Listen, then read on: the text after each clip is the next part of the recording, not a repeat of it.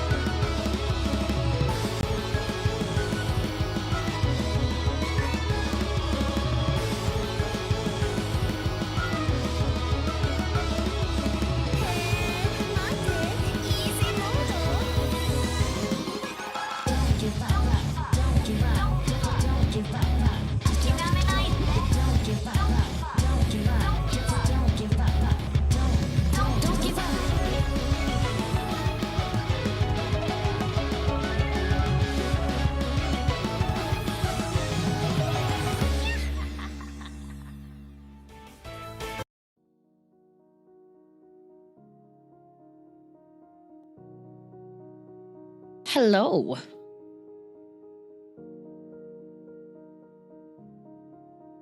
Slight delay, because Whiskey wanted to play tag. Oh, goodbye, corpse. Yeah, Whiskey wanted to play tag, so I, had to go chase him back and forth. Did he win? No, I always win. He loses every time. Every time I catch him, I roll him over, I give him scritches. The heck, kicking me out already? You're the one that said goodbye! Also, Barrett, thank you for the gift sub.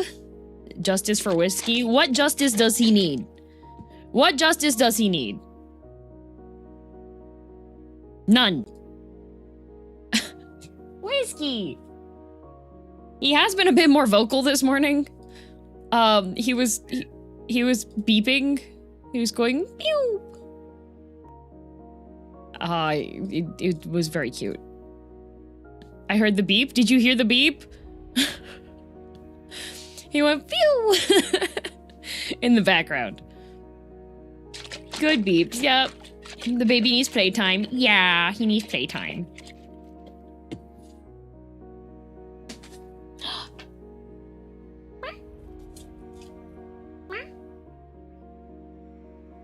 Are you gonna beep at me or are you gonna run around? You gonna beep? I did beep at him and he beeped at me this morning. So, he's only 3 after all. Yeah, he's 3 years old. Oh, he's Another doing... month of Villainous. Super excited for what the future holds. Thank you. Thanks for all the streams. Thank you. Yeah, he's doing the secret technique of he put his head into a box that's on the floor.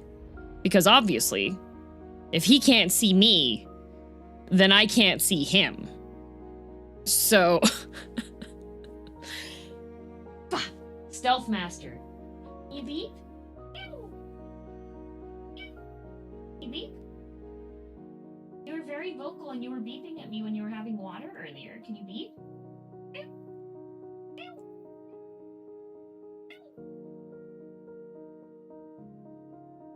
No? Oh, he burped. I wasn't paying attention, haven't been around so much. Was Saturday Whiskey's birthday? Yes, Saturday was Whiskey's birthday. I can't tell whose beeps or whose. Oh, that was all me. Close enough. Yeah, he's got it close enough. Cats have no object permanence, just like chat. No, Whiskey has object permanence. He recognizes himself in the mirror. Wow, Electrode. 100. Electrode, I have a question. What times are, like, the worst times for you for stream? Like, what would make it, like, impossible for you to be able to see stream?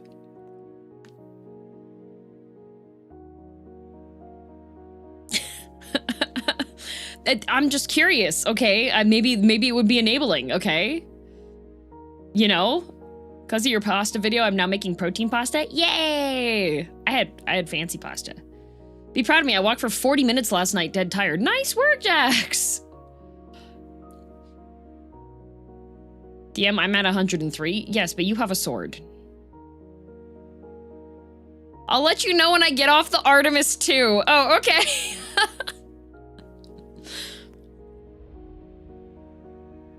Just have to do a really short stream at 3 a.m. Yeah, 3 a.m. 1 hour stream. I'm at 103 and I don't have a sword. I'm so proud of you, Grizzly. Thank you. Wait, did you make butter, Jax? Did you make butter? Why do you hate me? I don't hate you.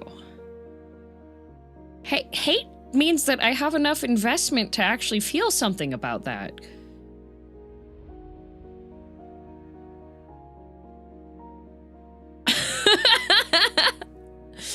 Tolerate, perhaps? Tolerate's a good word. Truly evil? Did you see the absolute evil that I did last night on Twitter? Made my feet hurt, that's what I did. Oh no!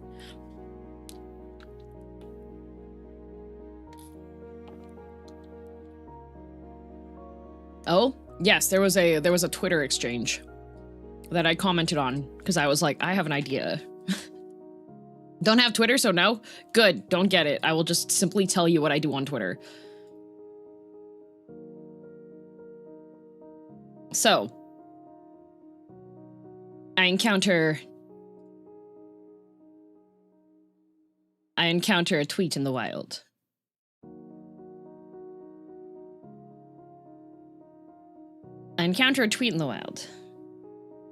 Numi. Went on a walk with Yuzu after dinner and a man peed in a corner next to us. I hate it here so much, bro. Reply. From Lucy Pyre. She wants me to move to California, by the way. Numi. Reply. Just stay with me, I'll keep you safe, ... snarls. Me. Reply. But Lucy, then the tweet could be, went on a walk with Yuzu and Lucy after dinner and a man peed in a corner next to us. I hate it here so much, bro.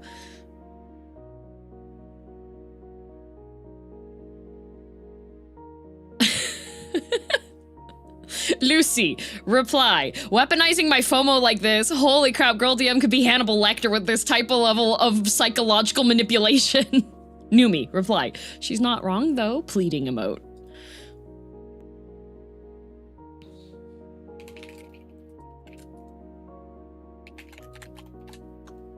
Real and true, DM.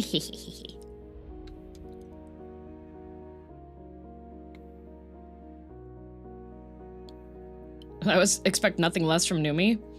I don't think Lucy was expecting me to come in with the psychological manipulation.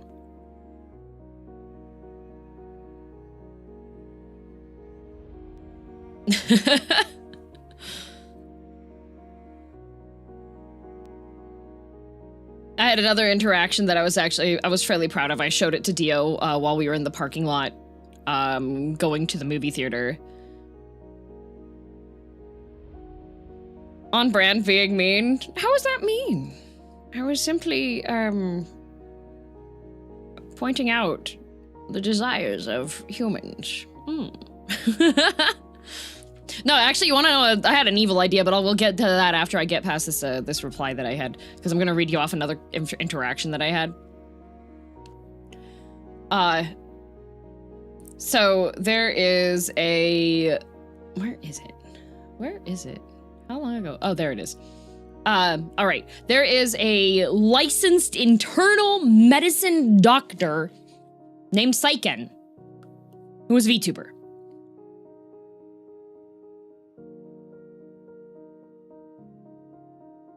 And I like to troll on his posts sometimes. I'll be like, hey doctor, I keep not taking lactase when I go and eat things that have like dairy in it, and then it causes issues. What do we do?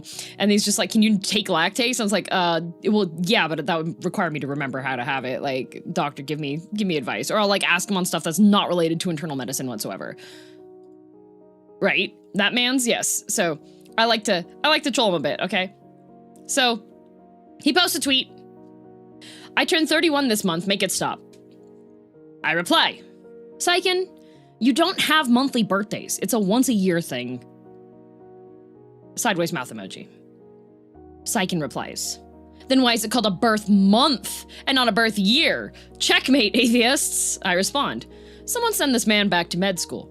Psychen. Hey, I've been in school longer than some VTubers have been alive, and that's a fact. I reply. Given that the average VTuber lifespan is 2 years, that's not a good look for med school. Crying emoji. Psychen. All caps. You know what I meant? You're so annoying and Canadian.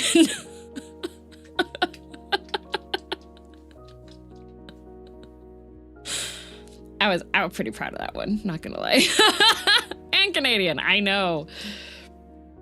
You didn't need to murder him? Yes, I did. He needs to get his ego kicked in every day that he's on Twitter. 2026 year of the DM rage bait. Heck yeah, excellent burn, my lord. Thank you, thank you. That's why I read off my tweets to everybody. Thank you. It's always the Canadians. It is. Although speaking of Canadians, so when you are a streamer and you have like business email contact stuffs, so of course Charlie, who goes through my sponsored stuff, he'll forward things to me, and I can choose if I want to respond to them or not, if it's like just related to video game coming out news stuff. And so there's quite a few indie game devs or marketing studios that will send out like batch emails that'll be like, hey, this game is going to come out soon, or this is something that's under work if you're interested and you want to get like early access, etc., etc. So you get stuff like that. There's a lot of them.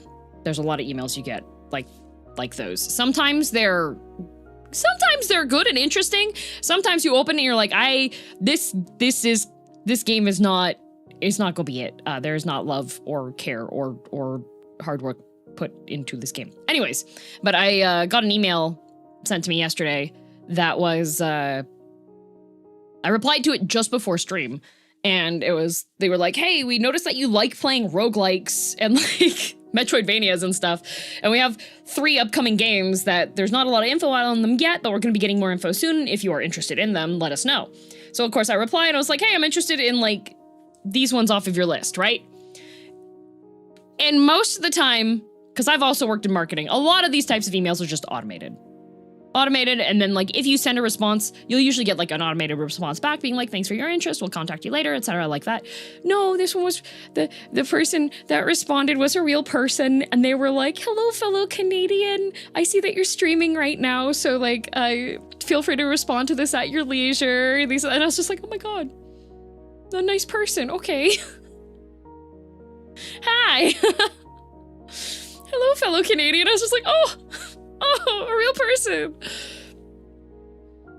So it was very, very nice. So they'll be sending me more information. Will those be games I share on stream? I don't know. Depends. There's a lot of games that are out that I haven't even like looked at or touched yet. But today's game, so the first one, I say first because Ravenous Devils is the secondary option, depending on how much time I have. So what was the evil? I'll get there in a moment. But Midnight Scenes, the devs actually for that one reached out as well, and they were like, hey, we have a new chapter if you're interested in playing. So I replied back and I let them know. I was like, I'm gonna play that tomorrow. And they responded and they're like, oh, thank you. Enjoy. So yeah, it's nice to get a new get real people replies, especially during a time period where a lot of the times you don't get real replies a lot of the time. Kind of exhausting. Okay, what was the evil? Okay, so the evil was, so last night I went with a group of friends and we went to a fancy Italian restaurant that during weeknights has a special where you can have pasta that they cheese up in an entire Parmesan wheel cheese that costs $1,500 that they bring to the side of your table and light on fire first and then like spend all this time heating it up. It's pretty cool. It's delicious, extremely rich. I actually had to have Vaulty finish like the last couple bites of my plate because I was like, Vaulty, it's killing me. I did get a Caesar salad before the pasta, but I was just like, this is so much cheese. I did bring lactase. I took 3 pills.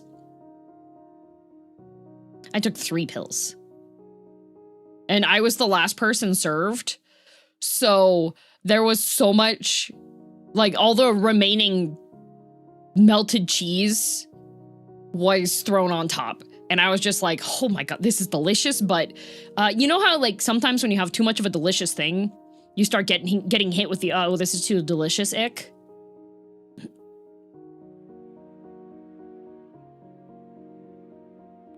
So it was starting to get to that point. It was delicious. It was amazing. It was rich. It was cheesy. It was fantastic. But I was just like, oh, this is too much. This is too much. So I was like, because they can prepare it in servings of 3, and there were 6 of us. Lady, thank you for the raid. Welcome, raiders. So they did the set of 3 first, and Valty was in that first group, and then the second set of 3, which I was the last person served there. So by the time my food was in front of me and I had finished eating, the first 3 people had already finished their serving of it, because there's only so much, like, there's only so much pasta you can throw into a cheese wheel at once. But since we were like a larger group and the restaurant was pretty popular, it was quite a wait time for our dinner to arrive. And this restaurant was super sweet and had little amuse-bouches, which means that you get these free little appetizer dishes that are tiny that the chef gives out. Yes, it did, Tin.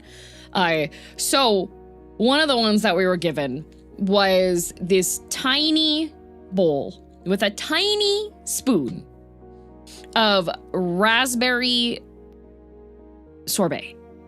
It was delicious, delicious raspberry sorbet. But I was sitting here and I was still quite RimWorld brained, right? Because like people talk about like, oh, prison architect and like RimWorld and stuff.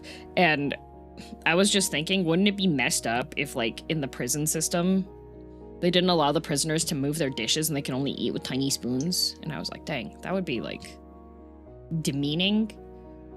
Would also make them like more focused on eating, especially if there's like a limited time period for when they could finish eating. But really cute. Like, can you imagine all these grizzled, tattooed, like, murderers and such having to eat with tiny ceramic spoons? So dainty.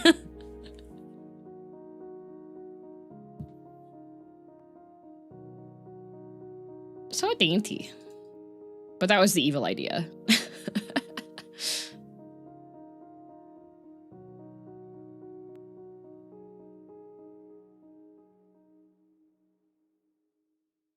Have to eat with the toothpick. Yeah. Also helps stretch out the food, right? And with tiny forks? No, just with spoon. No fork. Fork you can use with stabbing. Spoon, a little bit harder to stab.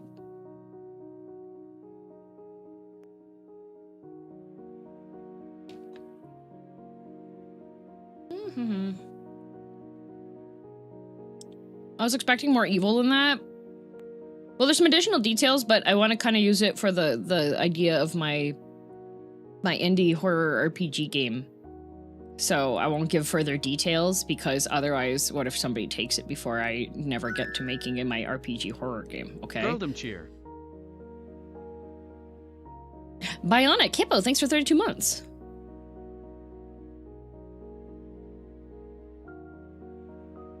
Reminds me of Kill Bill with the rice bowl scene? Yeah.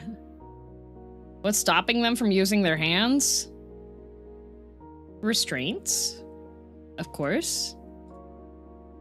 Is this Terror Tuesday? It's Terror Wednesday! A new sneak peek. You guys already got... I did, like, a bonus finale sneak peek.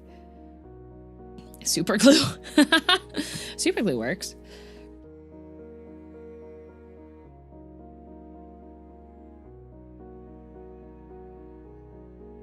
Terror to Wednesday, exactly. Terror to Wednesday. Sneak peek where? Here is to another 24 months. On the social medias.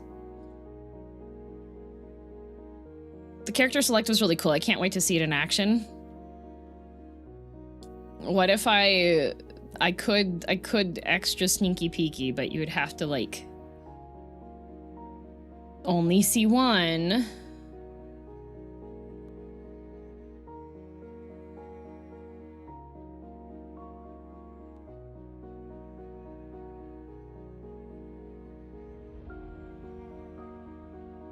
Sneak peek, you say? Only if we hit the goal, guys.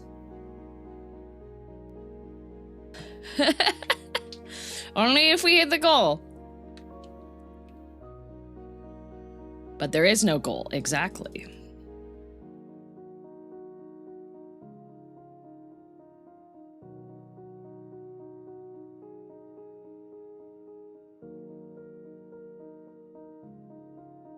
Okay, hold up. Gonna go hit the goal real quick. Is that a euphemism for the bathroom?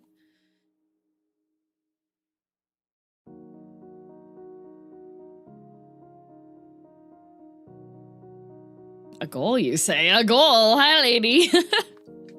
Now, this is cruel and unusual punishment. It is. It is. Wow, it's almost like I'm an evil villainess or something crazy. Actually, I've been inspired today. I started reading a new webtoon. I started reading a new webtoon. And then I continued reading it because there was a character that gets introduced in chapter 4 that I was like, this is literally my friend Lark. This is literally him. Of course you did. So this one's not a romance. This one's a standard, this one's a shonen style one. Hi, Whiskey, can I help you? You can't biscuit a box, buddy. Okay. So... Webtoon has so many pop-ups now, I hate it. Now that makes it unusual, yes! What's the webtoon about? Alright, so... It's called Too Many Heroes for the Demon Lord. So, it's from the perspective of the Demon Lord, and there is like a Demon Lord school system, more or less, where Demon Lords graduate, and then they go and they establish their Demon Lord tower, and they follow the code of conduct of the Demon Lords that they're supposed to, right? You make your Demon Lord tower, you kidnap a princess, and then you fight off the hero and you send waves of monsters after them, etc., etc. And so, he's the strongest of the Demon Lords. He has his tower set up, and the hero party makes it to his tower, absolutely decimates all of his defenses and everything, and the hero that goes up to slay him is just like, you guys are so stupid. Y'all are so stupid. You send waves of weak monsters as your minions to try to fight us. So we train and we beat them and we get stronger. And then even the layout of your tower, the first floor is all easy monsters, and then it just goes up in difficulty so we get stronger the entire time. It's not a Demon Lord tower or anything, it's literally a hero training tower. And he's just like, what are you talking about? What? He's like, and the hero guy's like, yeah, that's literally like every single Demon Lord gets defeated because you guys keep training us up.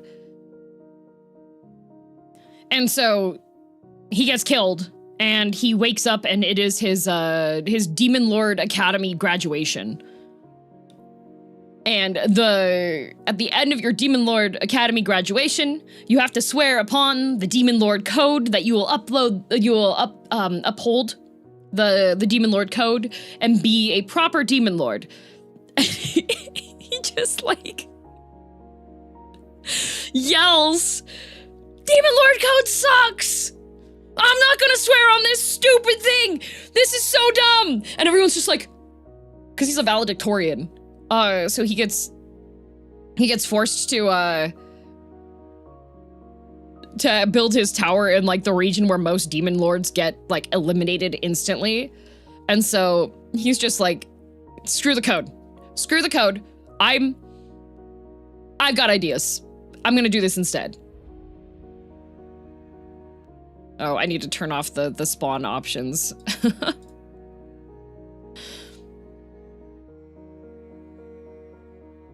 Here, I return the points. So it's very interesting. He ends up... He's pretty much like, okay, I know that I'm not going to be very strong because I have... In order for the Demon Lords have their own renown system. That's how they power up.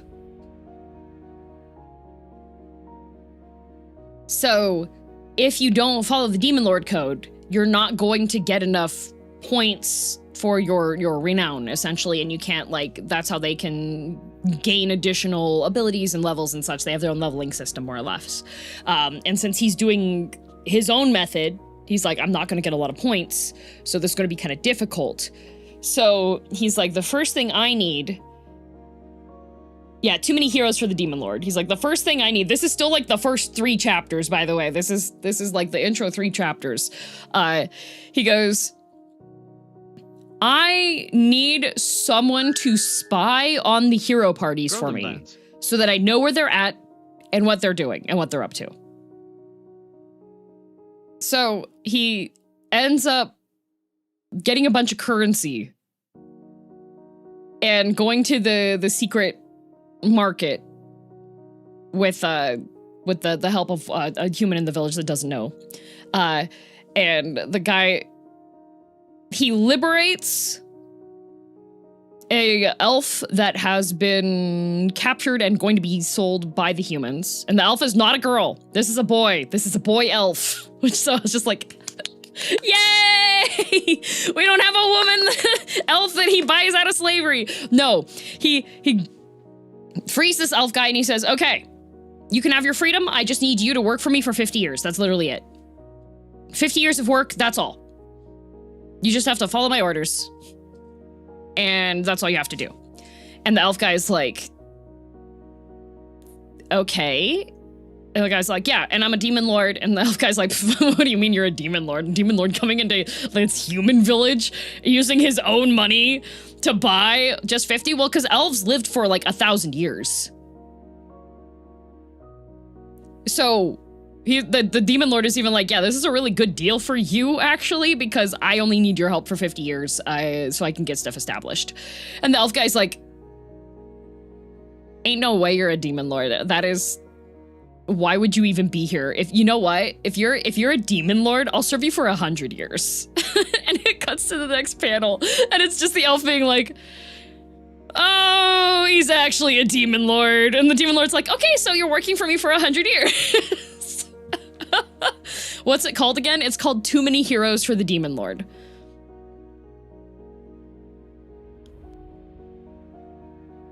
Too many heroes for the demon lord. Let me show you the screenshot. Is the demon lord a twink? No, he's just like a really basic looking guy, but this is... Here's a reaction image from this elf. I think this is right after he tells him that he's a demon lord.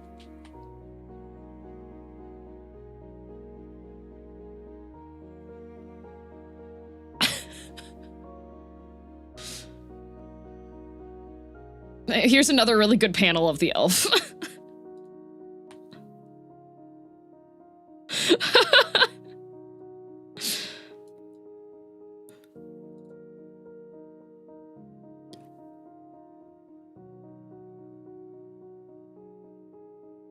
Mood. Yep. Okay, I like the elf. I like the elf too. He reminds me, like, I have a friend named Lark, and Lark is very similar to this.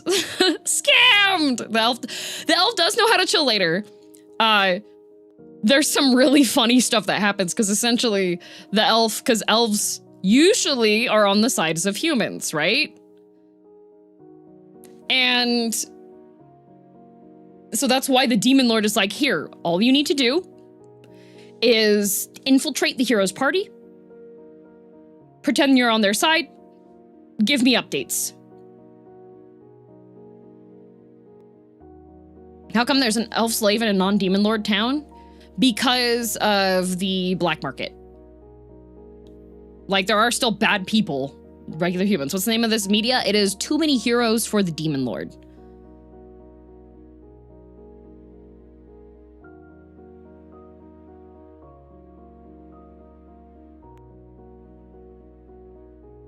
Yeah, it's on Webtoon. Yep, it's on Webtoon. So far, it's been pretty funny. So far, it's been pretty funny. The other thing is so the Demon Lord is like, okay, according to the Demon Lord Code of Conduct rules, you're supposed to kidnap the main princess. Only 4 chapters. On the app, it's up to 18. The app lets you read more of them, unfortunately. That's just how Webtoon has their business set up. Anyways, though, the demon lord, like, code of conduct says you have to kidnap the crown princess of the closest kingdom in your realm. Well, in the area that you are. So, of course, he's like, okay, fine. I'm gonna kidnap the 13th princess from the farthest away kingdom possible.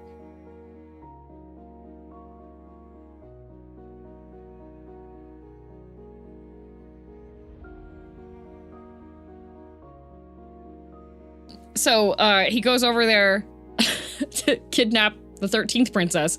It's this very nice, cute, blonde princess girl, and she's just like, oh, are you here to kidnap me? And he's like, yeah, well, yeah, you're the 13th princess, right? And she's like, okay. And so he just like, how many princesses are there in one kingdom? Well, for the purpose of relations, it's a good idea to have as many princesses as possible because then you can sell them off. And so he goes and he kidnaps this 13th princess, brings her back to the demon tower, and is like, so yeah, the demon tower is empty because I don't have like enough, he doesn't have enough points to actually fill his demon tower. So he's just like, you can have the 4th floor. Like, do whatever you want on the 4th floor. Goes over to the 4th floor after having her in there for a little bit and realizes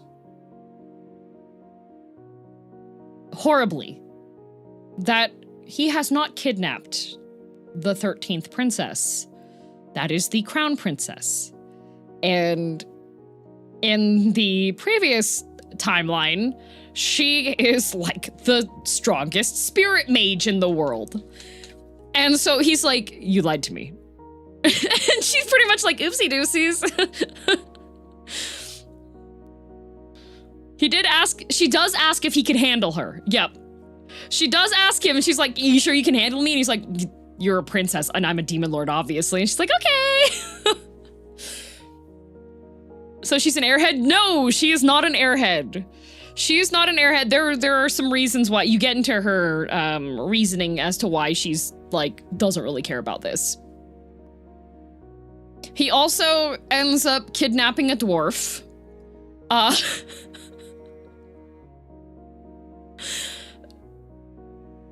She's like, vacation, wee! That's pretty much the mentality for her, yes. Like, since she has spirit magic and such, he goes up to the 4th floor, and it's just been like, she's been using spirit magic to make it into this, like, outdoorsy paradise. And he just gets there, so it's like, what the f-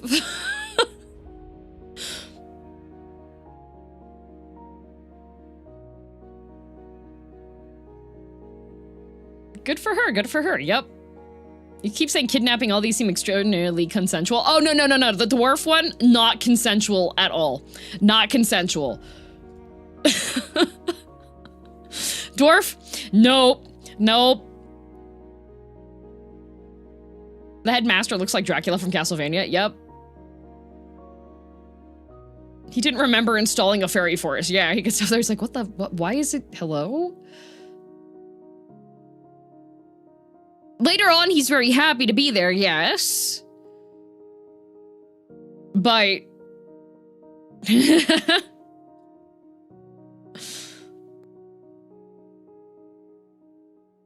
Because, okay, like, especially when you play games or you read stories when they have to fight, like, the demon lord, usually the order of the tower is from weakest to strongest, right?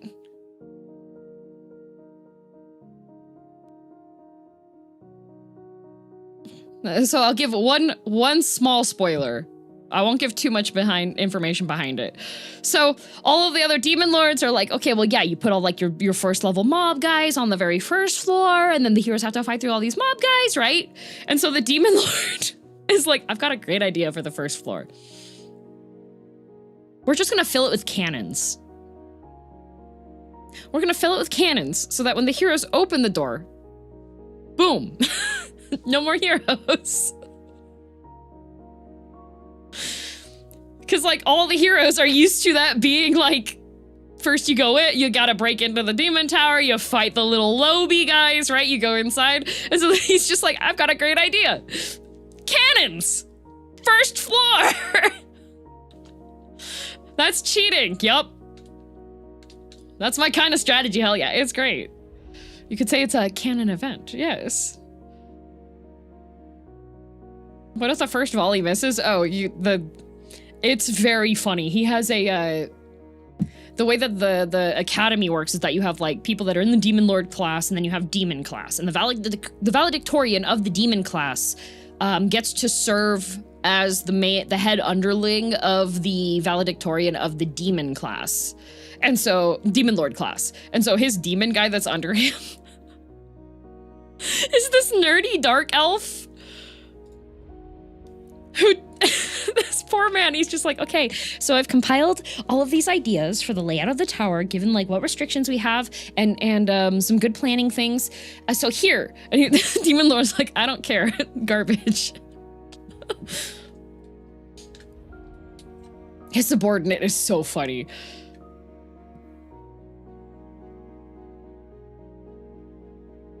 So it's been interesting so far because the demon lord is like, it's guerrilla warfare tactics.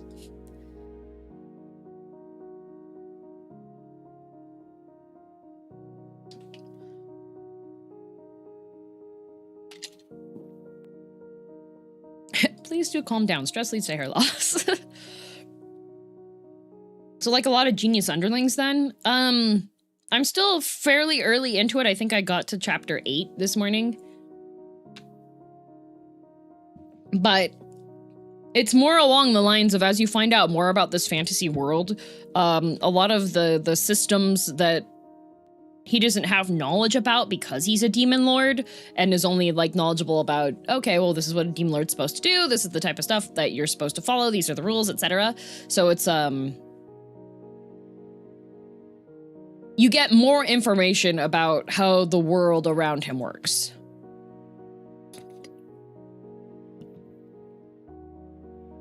Technically, there's no strong monsters on the first floor. That is true. Have you caught up with Flowers? Flowers of Allure? Yes, I'm caught up on Flowers of Allure. So good. Oh my god, Flowers of Allure. Ah. Flowers of Allure has been having very good updates so far. The girl is finally giving in to realizing that she does have feelings for the serial killer. I saw some spoilers for Flowers and I'm looking forward to it. Hey, the other one I am reading right now that is For Your Murder, and let me tell you, that one started off sweet, and then it turns out the guy is like actually psycho.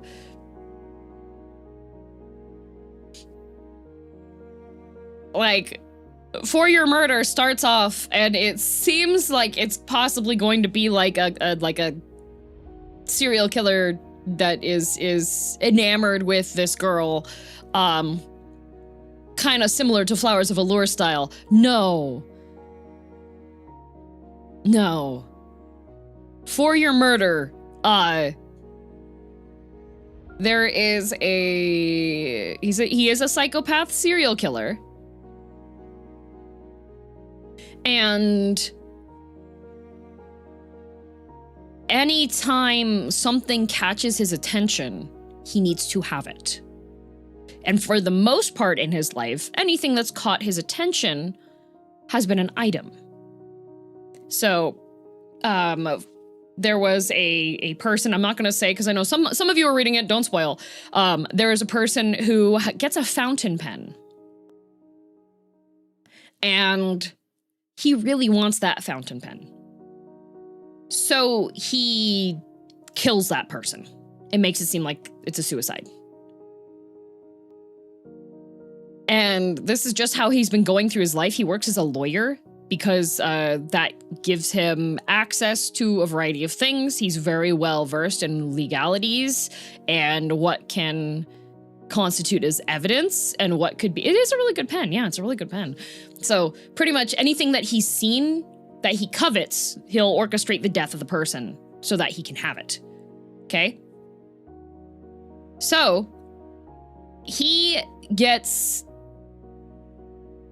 interested in a person. And it's kind of difficult to gain ownership of a person. And so his logic is, if she has no one else, then she'll only have me, and then she will be my person. So he is currently orchestrating her younger brother killing himself.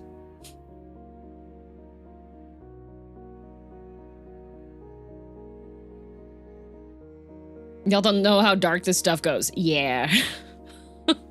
Oh, that one. Yup. He befriends her younger brother, convinces the younger brother to stop taking his medication, and pretty much starts to isolate him and find out what's troubling the younger brother, and then spreads that information online so that it will continue to haunt the younger brother. Because his idea is, because the sister is currently, like, she's the primary caretaker for the younger brother, so in his mind, as a psychopath who is obsessed with her, if she doesn't have the younger brother, that means she's free for me. So, for your murder, whew. How old is the younger brother? He's like first year high school, I think. He's either in high school or middle school. And then the girl is a teacher. Yeah, he's young. That's a child? Yup. It does get darker. Yup.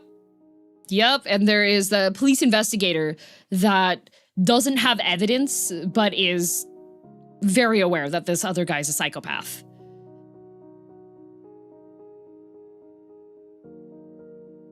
So that one was interesting, though, because I started off reading it and I was like, okay, how is this going to go? Because this is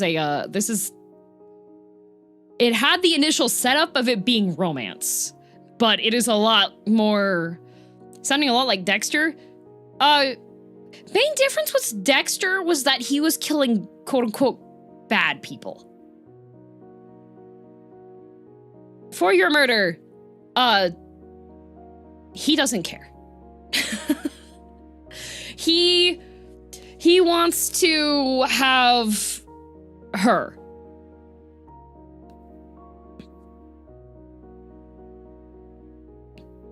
It's a free-for-all. Yep. The classic, I know you're killing people, I just can't prove it. Yep. So that's what the detective is trying to do.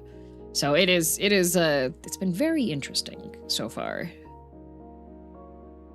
It's a good psychological thriller. Yep. But yeah, no more Too Many Heroes for the Demon Lord was the first one I was talking about. And that's the one with the Demon Lord that is like, forget, tradition sucks. How romantic. He would do everything to get her. Yup.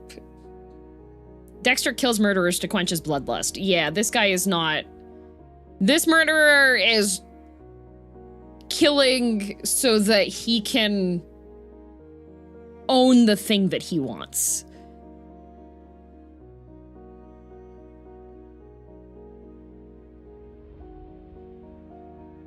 Gotta get food. Okay, Gargantor. Did you ever catch up with the Seeing Ghost one? Yes, I have, yeah. Uh-oh. I had a not-so-serious cooking incident last weekend involving my Vite Ramen official, girldm Nakiri. I hold you responsible for my currently slower typing speed. I need to just get a counter for the number of people that have injured, like, have cut themselves with the cooking knife. It is sharp! Another victim. You want to know who's another victim who has one of my Nyakiris? Alpha. Alpha Arios. AKA. I know it's sharp, I just sharpened it. AKA, for those of you that don't know, he's also a voice actor. He's the voice of Legoshi in Beastars. And he's also injured himself on my knife. And I was like, buddy, really?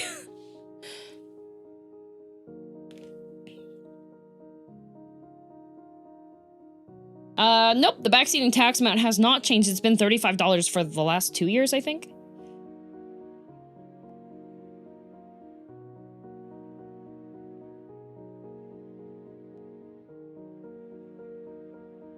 Hello, hello. Knife sharp.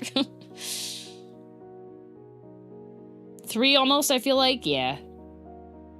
First knife injury in 20 years of cooking. Oh my god.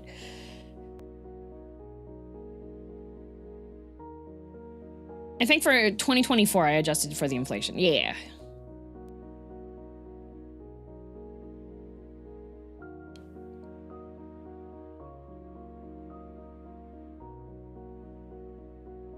Hello, Chief. If you go back to the Yuppie Psycho VODs, it was $25.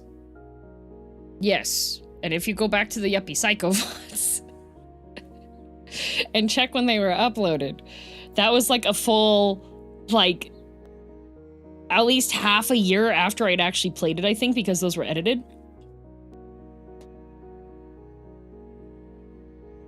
Where is it sold? It's not listed on your merch shop. It is on with Vite Ramen, but it's currently out of stock. So, yeah, it's currently out of stock, unfortunately.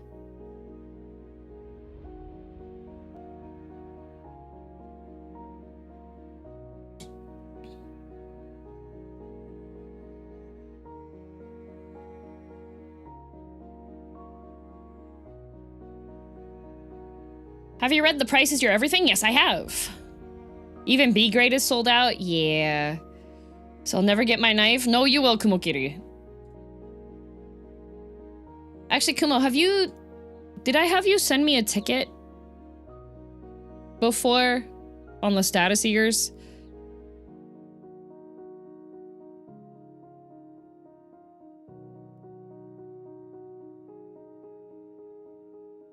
Last time I cut myself with a kitchen knife and it nearly took my index was 15 years ago when I didn't know crap about cutting vegetables. Dang. It's not a cleaver, so it's a nakiri. A nakiri is a Japanese knife that is specifically for chopping vegetables. And it works really well with watermelon. And it works really well with potatoes.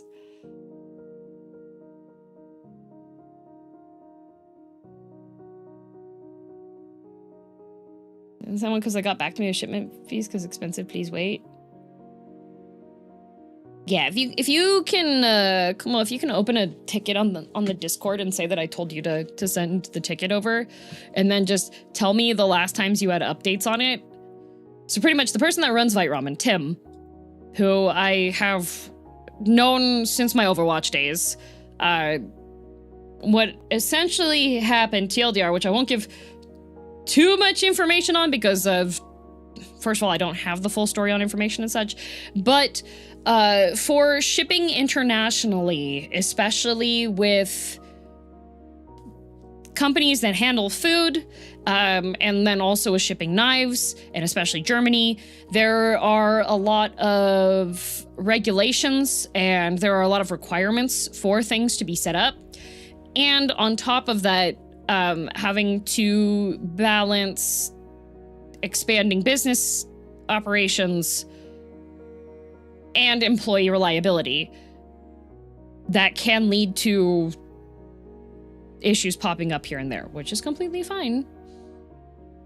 For people, like, I know that there's a couple people that were like, yeah, I had too many issues with it, that I think this stuff is cool, but I can't trust them to deliver stuff. Completely understandable.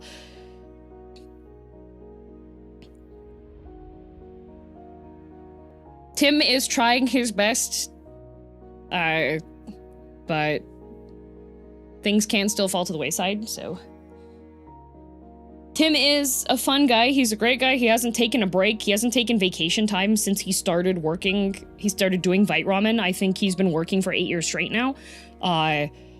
And there are pains that regular small businesses go through that Tim has also gone through, with the added complexity of collaborations and VTubers and a variety of things, yes.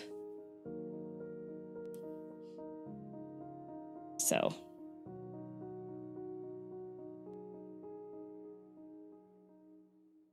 Did they start shipping the updated ramen with the new art yet? Yeah, they should. That dedication is amazing, though. Yes, it is. Yes, it is. Tim is doing his very best to give the best experience that he is able to do. But yeah, sometimes there are going to be difficulties. Yeah, he's still in the infomercials too. There are still going to be difficulties with things, and completely understand. Like, I have other companies that I've like ordered stuff from and been like, I was not terribly impressed with the service I had, but I saw other people had good stuff, so. What are we talking about? Vite ramen. People are asking about my Nakiri knife. Tim now has approximate knowledge of many VTuber things. I was the intro VTuber into VTubing for Tim because we both came from Overwatch. Like, the reason why Tim is the reason why Tim made Vite Ramen at the start was because he was on a collegiate Overwatch team, and while they were training for scrims and such and having to balance like coursework and things, they just wouldn't eat properly. And so he invented Vite Ramen because he wanted to have something that was quick to make and nutritious. girldm's the gateway VTuber for him. Yep. Well, because I was in the Overwatch community. The year before I started VTubing, I had made my Twitter account for a meme that was in the Overwatch community. So prior to me becoming a VTuber, I was minorly known in the Overwatch community, and Tim was also in the Overwatch community because Vite Ramen was the major sponsor for a bunch of Tier 3 and Tier 2 Overwatch tournaments.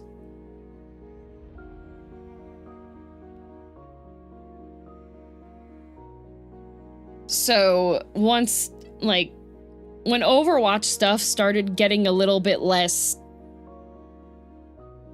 fun, he started doing what a good business owner is and trying to see if there are additional things that he could like look into and get into and such.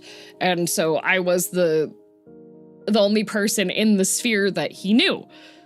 And so that's why I was the first VTuber that they had the flavor collab with. So I have a specific girldm ramen flavor that has been one of the top sellers since it's come out because I made Tim rework the recipe 3 times when we were plotting it out. He sent me like each iteration. I was the first VTuber they worked with. Yep. What does it taste like? It is a yuzu oil and soy sauce broth.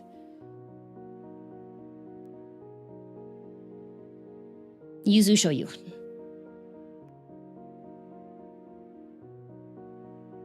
Did you invest, aka shareholder? No.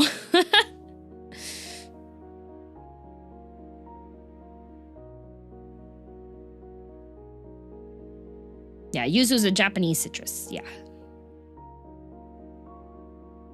But it's been consistently one of their top sellers. There was even a review from a person that reviewed the ramen. Mayo ramen, I do have the exclusive. So when we announced my ramen flavor, Tim actually made a mayonnaise flavor one as a joke.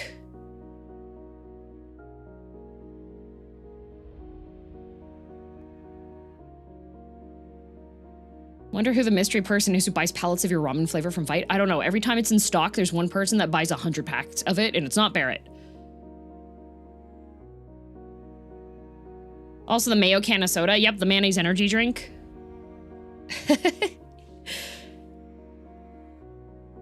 Yeah, there's one person that every time my ramen is back in stock because it ends up going out of stock. Pretty much any time my ramen is in stock, within a week it's out of stock again because a lot of people buy like a ton. Torgi, that one was for my joke one because the joke one was not checked for edibility, but I still ate it. Tim ate one too, so I was like, it should be fine. Someone just buys 100, does not elaborate, and then leaves. Yep. As sad as I am, it keeps going out of stock. I salute them. Yup. At the very least, if not, you would suffer together. Yep. But I'm a cat, so no human consumption is fine. Exactly. Exactly.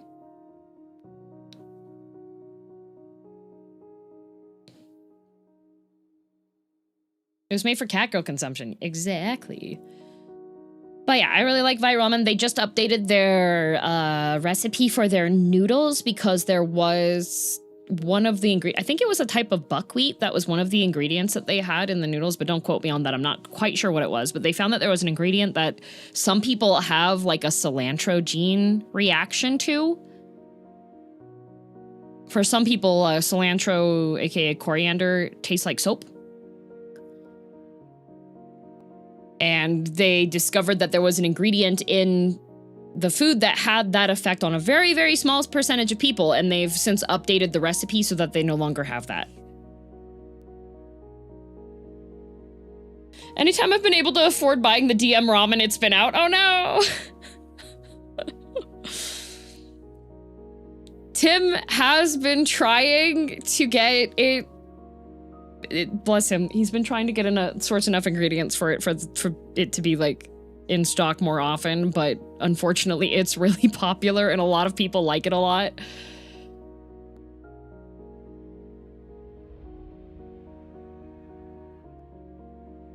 So he's they can like share some of the ramen.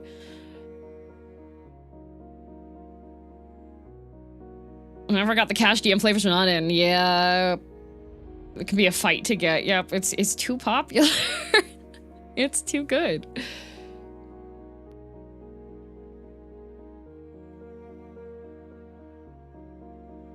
Doesn't he send you a load of it each time? Nope.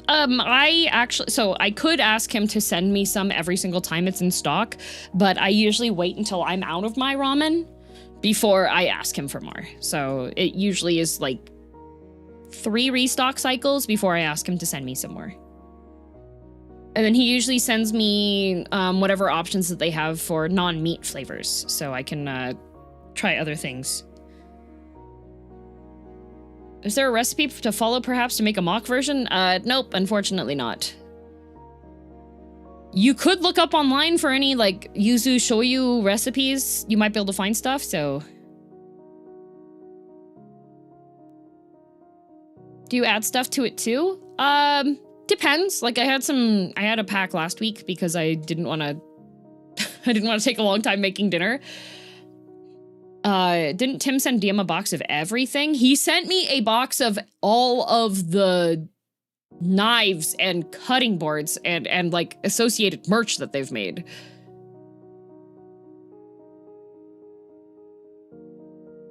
All the Kyoto stuff, yeah. What would you recommend adding to the ramen? Usually if I have some greens that would work well in the ramen, I'll add those. So like if I add some blanched baby bok choy or spinach, frozen corn, a medium boiled egg. Sometimes I'll do the seasoned eggs and I'll put one of those in. A spring onion. I put a slice of cheese. What's your favorite knife and cutting board, not including your own knife? My favorite cutting board, outside of the one that I normally use, I guess you're asking, probably the one that I use the most often as my backup one is the Geary cutting board, because I like thicker cutting boards that are heavy so that they don't move. Mainly because of mom DM and like making pastry and such, you need to have a nice heavy cutting board that's not going to slide.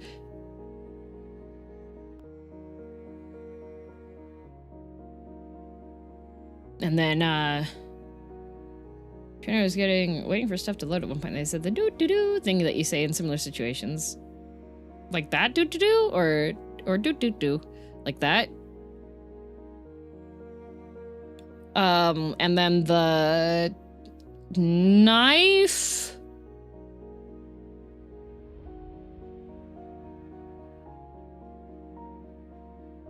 Like, do you mean a Vite ramen knife? pretty much I just, like, if I don't have my Nakiri good to go, I just grab any of the knives that are within reach and clean. Like, my actual preferred knife for most of my cooking is my own knife. That's why I wanted it to be made. That's why I wanted Tim to make it. I was also really picky on my knife as well. I had Tim go back and do a couple different iterations, and I, like, expressed when I wasn't happy with, like, shape or how big the handle was. I wanted it to be... Would you say your knife is pretty knife? I would say it is pretty knife. I like my knife a lot. It's my favorite knife. I use it well. And then yeah.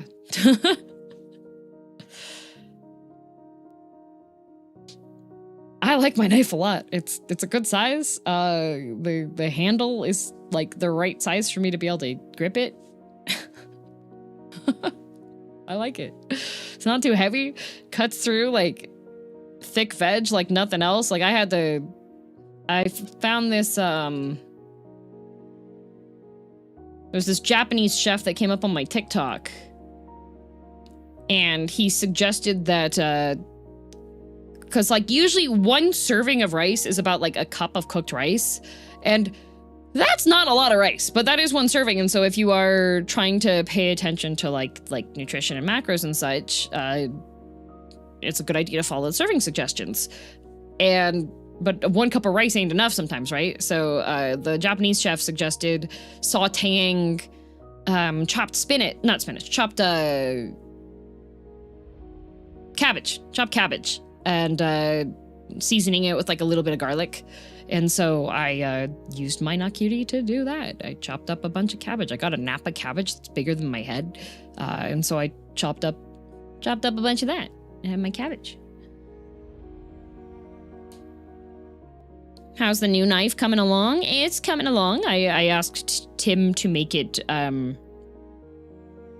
slightly more edgy looking, because I was like, well, the initial iteration when I did the knife was during the Magical Girl DM era. So I was like, well, now it needs to be for the villainous, so it needs to be a little bit more. Chopped up cabbage with garlic, sauteed so that the cabbage is softer.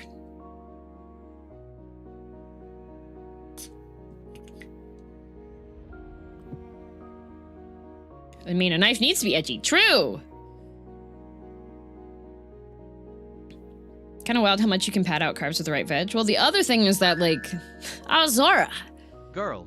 That's me. Thank you for 71 months. Goodness gracious. The other thing is that cabbage is a really good source of dietary fiber, and dietary fiber is really healthy. Also...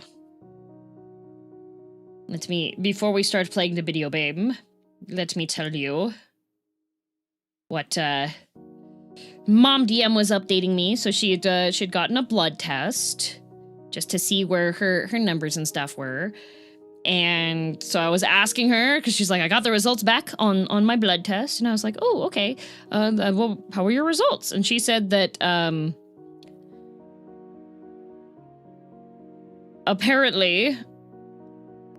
her cholesterol was up a bit.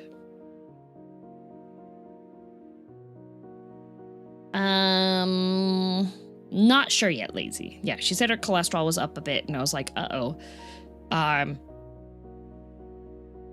However, with the risk calculation... Mom DM's very funny, okay?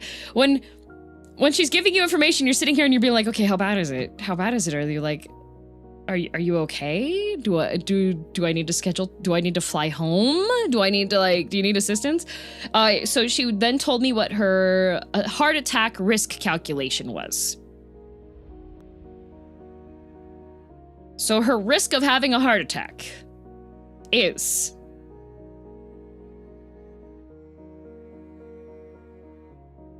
1.4%.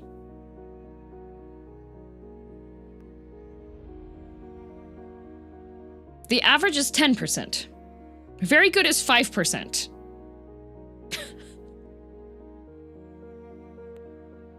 And I was like, what do you mean your cholesterol was up a bit, quote unquote? She meant her cholesterol was in the good range. Everything else that she had was in the very good range. And her cholesterol being up a bit was, oh, it's in the good range.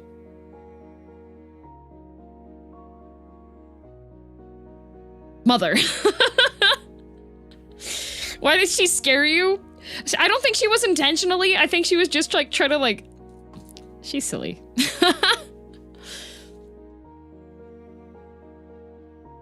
You scared us again, DM? She scared me. I was sitting here like checking my phone being like, oh, mom's giving me like her health, telling me health information. It's just like, well, that's good.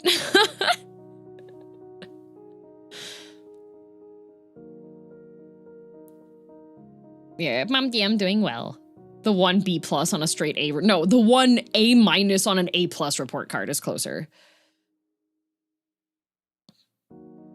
She sounds very, very healthy, yes. Yep, Mom DM's hobby is, while she's gaming, she has a recumbent exercise bike. So instead of sitting like directly on top, it's the type that you're like seated leaning back and you have the pedals kind of more horizontal from you instead of vertical. And so when she's gaming or when she is watching a bunch of K-dramas, because she likes to binge watch K-dramas on the weekends, she'll just cycle the entire time. So she'll binge watch a 15-hour K-drama series and then she's exercising the entire time. It was really funny when she first got the recumbent bike because she spent an entire weekend watching K-dramas and then she was like, I wonder if I'm getting sick. I don't feel so good today. And I was like, Mom, you literally like consecutively burned 2,000 calories per day on your bike without like prior practice. You essentially like decided, oh, I'm gonna run a marathon this weekend. Yes, you are, Emmy. You are warranted one. Yes. Hi, Joel. Actually built different. Yeah, Mom DM. I love Mom DM. I love Mom DM too. Mom DM though is the type of person but she's like, hey, let's go for a walk. That is not going to be a walk. That's going to be a 4-hour hike up the side of a mountain. You are going to have to climb over a boulder. Happy to walk in on talk of her. Yeah, she was telling me updates to her health stuff and she scared me a bit because she was like, oh, my cholesterol's a bit high. She just meant that her cholesterol was in the good range, as opposed to very good.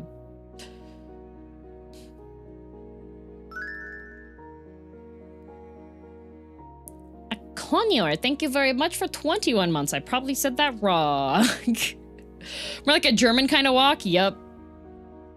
Yeah, Mom DM is a K-pop stan. She notes all of her favorite members of K-pop groups that end up becoming actors, and then she dutifully goes and watches all of their K-dramas that they act in.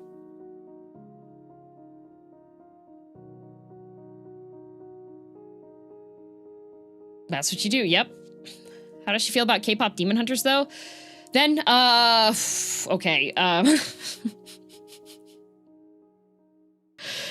to my knowledge, when K-pop Demon Hunters was out in movie theaters, she saw it 3 times.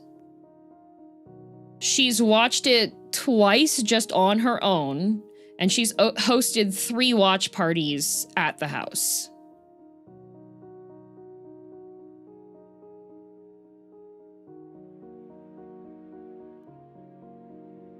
So just lukewarm on it then? Yeah. Although if you are interested to know which K-drama Mom DM likes a lot that she recommends to other people, there's one that's called Vincenzo that I believe is on Netflix that she highly, highly recommends. Imagining her buying the McDonald's crossover meal and tossing the food out because she's a vegetarian. Oh, she 100% would. Reminds me of my nephews. Yep, there's Mom DM. The lawyer mafia boss one. Yep. No, I was in the States when the BTS Happy Meal was a thing. And Mom DM messages me And she's like, hey, I know you're going for just a short trip. If you get the chance, could you go get me the Happy Meal? BTS? I don't know. It was some K-pop group. I think it was BTS. I don't know. There was a K-pop idol group collab Happy Meal set. And she had me get 2 of them for her because it came with a little figurine, a little chibi figurine of one of the guys. And there were 3 of them that she really wanted. Unfortunately, both the ones I pulled were not the ones that she wanted, but when I was sending her, she asked me also to pick up some German goodies for Christmas time because I was able to find Contessa, and it's a type of gingerbread cookie. It's a German gingerbread cookie that is commonly seen during Christmas time, and Mom DM couldn't get any, so I managed to get some, and then I mailed the Contessa and some marzipan with 2 BTS McDonald's toys.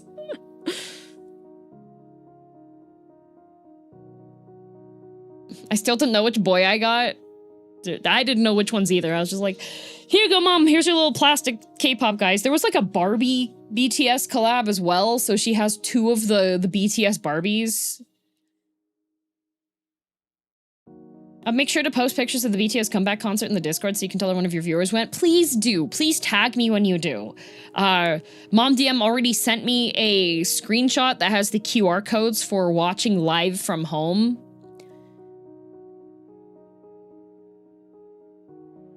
Really good daughter would eat McDonald's for a week to get all of them. I already was a very good daughter because I cannot eat any of the food that's in any of the Happy Meals. I can have the apple slices and the drink. And I got 2 of them. During a very short time period. I wasn't even there for, I was away for less than 3 days. Can't you just go in and buy the toy? No, it's a Happy Meal. Not even the fries? I ate some of the fries, but I don't really like McDonald's fries that much. McDonald's hotcakes? Happy Meal does not have hotcakes.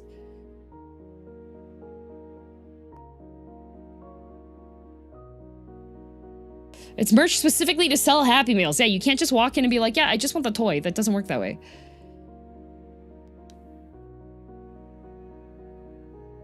What's your favorite K-pop Demon Hunters song? I'm gonna guess it might be Your Idol.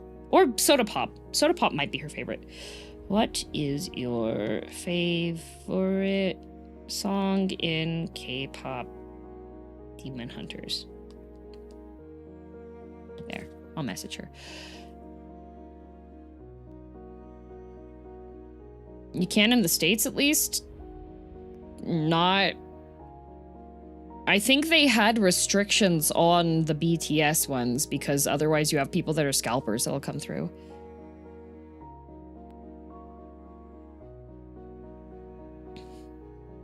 Which song would I be most likely to cover? I can't speak Korean.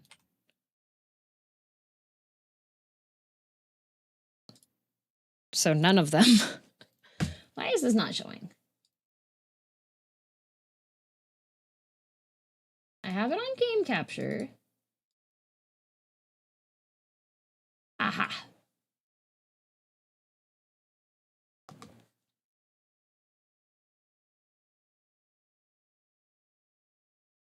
Not that button.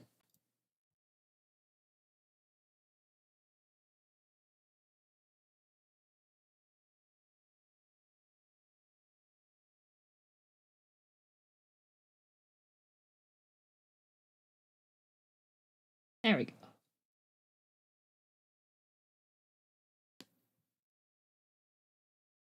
There we go. Midnight scenes. There is a content warning. Horror themes, mild language, references to alcoholism and suicide. Autosave. Yesterday I beat Code Vein 2. Ooh, nice work. Also remembered, McDonald's is a franchise. Different places might let you buy the toys, others might not. Oh, good to know. DM, who is your favorite Shadowbringers exclusive character?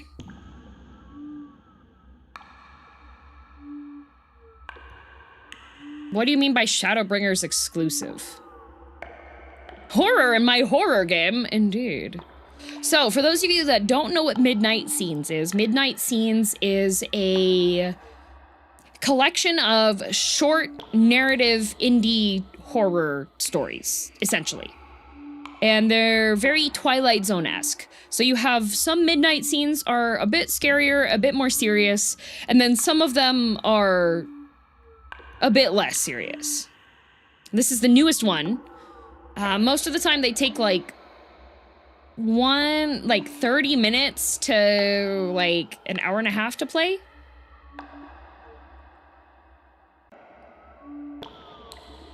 Like only shows up in Shadowbringers.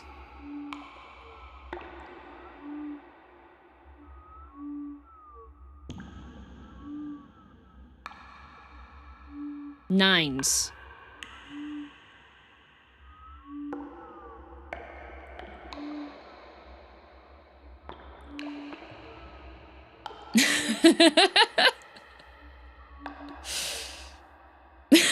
Nines. There you go.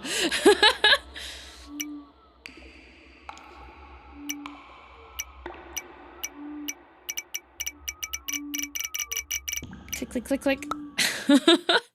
Okay. So this one's called Among Graves.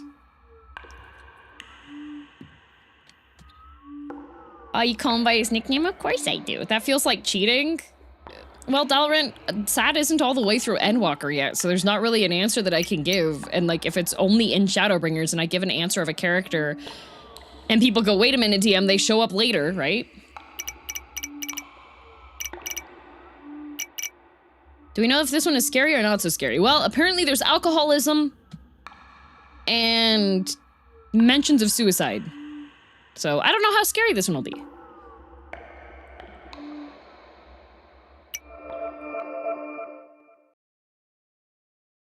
No ketamine. Oh, and each one starts with the I giving you narration. This is where it's like it reminds me of the Twilight Zone a lot. Matthew Turtle, 37, will get a horrifying visit that will turn his life upside down. His worst fear is looming over him, and any moment could be his last. But he will fight desperately to change the course of his destiny, even knowing that it's most likely set in stone. Can he accept it? We shall see. Turn off the lights and immerse yourself in this chilling story about the mysteries from beyond the grave. Welcome to a new dimension of horror. Welcome to Midnight Scenes.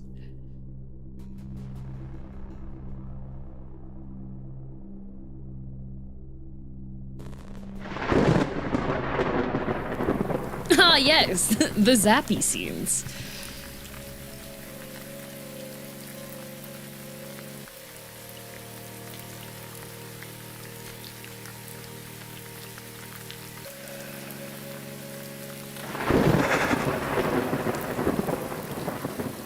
Did you see it?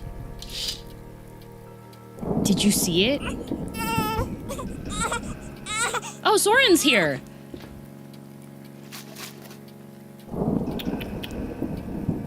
Don't cry, little one. Are you scared of thunder? Is that it?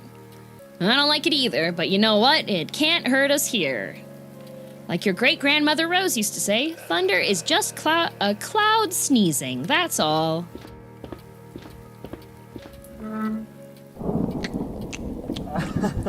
You're hungry, aren't you, Emma? You can sleep peacefully now. How about a little rock and roll to silence the storm?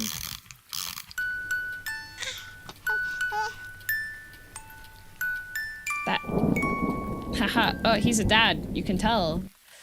The rock and roll, see? Mantle Peak, October 2024.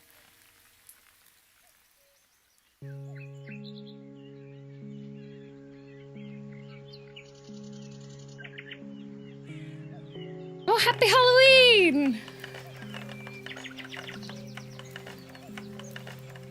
Finally, the rain's letting up, little one. Let's enjoy this walk while we can. A ghost. A ghost. Look, Emma, a ghost. Do you want to hear a secret? In real life, ghosts dress however they like. No white sheets. A sheet is only used to cover the body while it's being prepared for burial. Maddie. Buddy. That's Wendy Archer's house, your mom's best friend in high school. People called them the Dark Twins after the gothic rock band they formed. Wendy still makes coffin-shaped lollipops based on the band's logo and gives them out for Halloween. Mom would have loved to go trick-or-treating with you for your first time. Excuse me, I got something in my eye.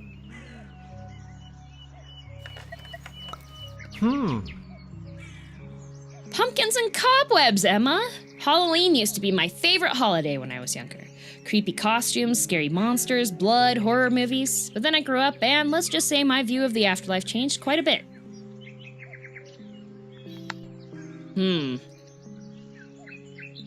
Okay, we gotta walk to the lake. Nani, thank you for the raid! Mailbox? The Powell family house, Mr. Powell. I love this house. It's beautiful, isn't it? Mr. Powell's old dairy was in this place when I was a kid. Someday, when you grow up, I'll tell you about how we got crushed in the press. Oops, I've already said too much.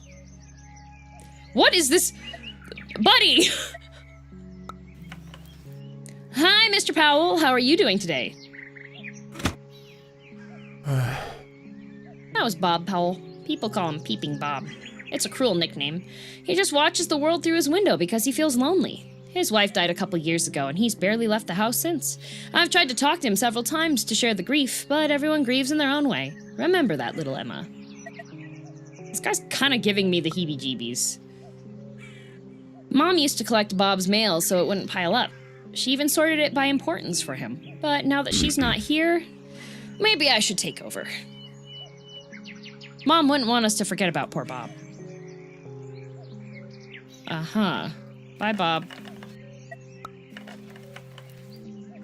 I sang in the church choir when I was a kid. I was terrible. I sang like an old hen.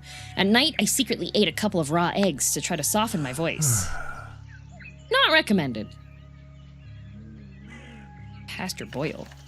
Hello. Hello. I don't think they had, like, the little speaking clips like that before. Hi, Matthew. Enjoying this lovely sunny day with your little one?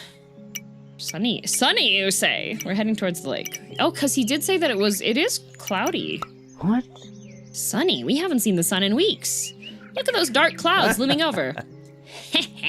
The sun is just like the Lord. Even though we don't see him, we know he's there, giving us his warm embrace.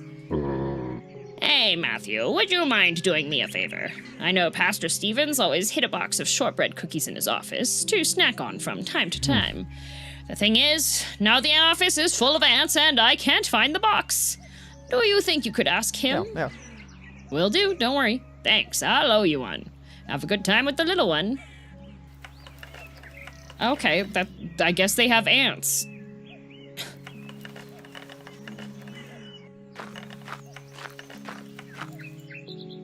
Maddie! I'm glad you're here. Hey, Marcus, what's up, buddy? I wrote this note. Could you read it to her for me, please? And also, give her this flower? Sure. Note. I filled a whole page. I wanted to explain the thing about Diane to her. Diane, the Cruz's daughter? What's going on with her? So, she and I talked at the Pumpkin Festival, and we decided we're dating now. But please don't tell anyone. Dating, huh? I'm sure your grandma will be thrilled to be the first to know. Wow. Wow.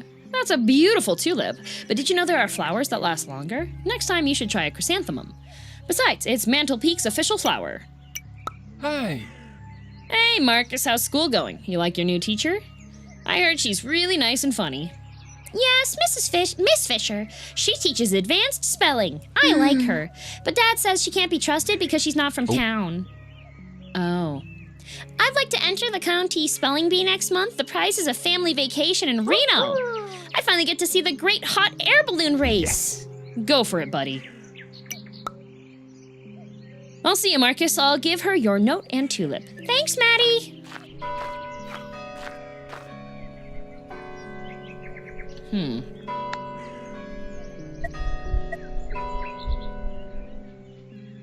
I feel like he can see ghosts or something. Chrysanthemums, Mantle Peak's official flower since last year. Pretty, aren't they? There was a heated debate about changing them to tulips, but we won. Among the supporters for tulips were Marcus's parents. Between you and me, they can't stand losing. I wonder if the baby's a ghost? That would be extra morbid. Here comes that weirdo with his baby. Don't raise your voice, he might hear us. We haven't been very happy with his work lately. I honestly don't know what to think anymore. We feel the same way. My mother is even considering reporting him to the city council. Really? Tell me more about it. Yeah, just wait till he leaves. Okay, votes. Do you think the baby is real?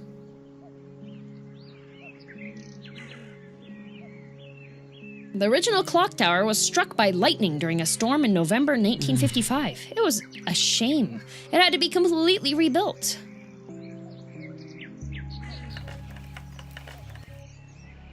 This gentleman here is Herman Turtle. His last name sounds familiar, doesn't it? He's our ancestor. He founded the town of Mantle Peak, hence the statue in his honor. Although no one knew his darkest secret. But we'll talk about that when you're older. He died unexpectedly on the night of the Old Town Hall's inauguration. It was a devastating blow to everyone. The townspeople didn't trust his son Victor to be as good as he was at this profession. But they soon saw that the Turtle family had it in their blood. What? Oh, look, it's the... How... Look, he's got a mustache now. The Mantle Peak flag, where the bear and the crow live together in harmony.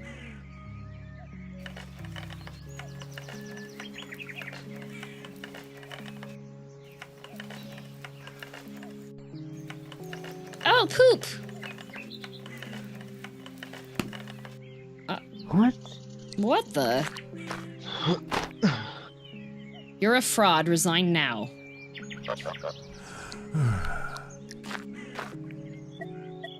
Dog poop. Really? Really? Is it that hard to pick up after your dog does its thing? Oh, I got an achievement. It's called Marcus and Diane. Hey, Diane, nice bicycle. Thanks, it's new. My parents gave it to me for my birthday. Cool, enjoy it. Have a good day, you two. Bye, Mr. Turtle. See you, Matt. There are some crunchy noises. Oh, I can sit down. Oh. Hi. Good morning, Mrs. Miller. Would you mind some company? Not at all, Matthew. Have a seat. Emma. How's the little one doing? She's growing up very fast. She's a good eater, like Kate. That's good to hear. There's nothing worse than a picky baby. Ha, that's what my Grandma Rose used to say. Where have the swans gone today? There are barely half a dozen. The weather is nice, so they prefer to splash around the southern shore where the water is warmer. Huh.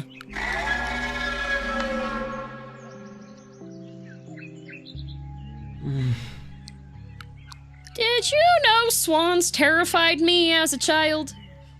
If I saw one spreading its wings, I'd run and hide behind the bushes. I thought they would peck me to death. And look at you now. You can look death in the eye without blinking. True. Okay, just a true? Okay, true. All right. I don't remember ever seeing you outside the cemetery on a weekday. I needed to get some fresh air and enjoy this beautiful day with my little one. Oh, do you think that he's the gravekeeper? To get lost in my own thoughts, you know? I understand, but here's some advice. When you feel tired and overwhelmed, just think about the good you do in this community. To be honest, I'm not sure the community is happy with my work lately. I hear them gossiping behind my back. Don't let that keep you up at night, boy. Mantle Peak is a town of old idiots who have nothing better to do than complain about everything. But they're right, they don't like me.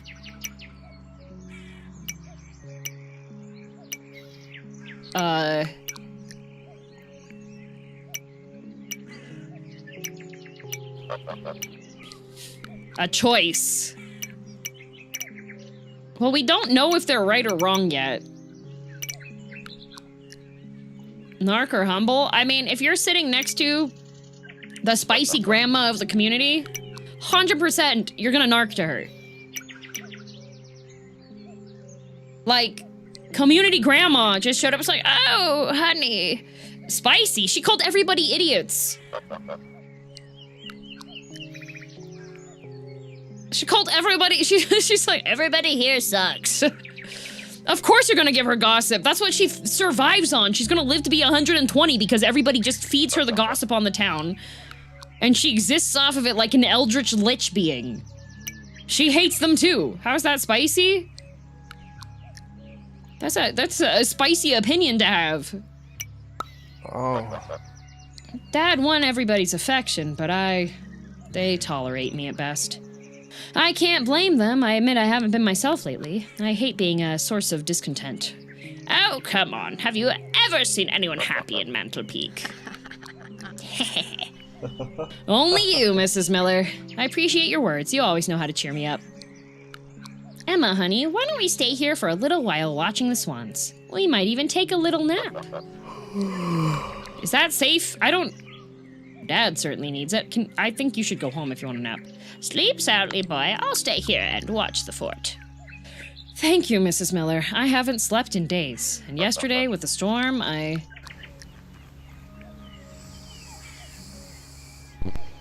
Nice. Uh-oh. Uh-oh. She can't watch the baby. She's dead!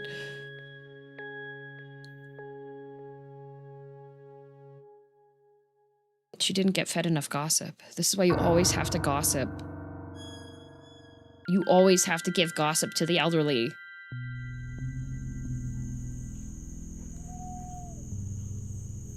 Kate?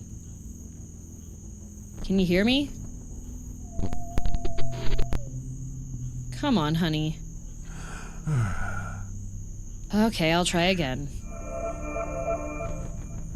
Oh, he's psychic! Why? Can you repeat that, honey?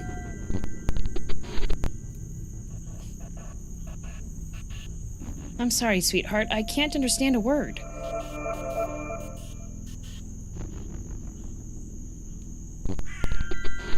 Ma.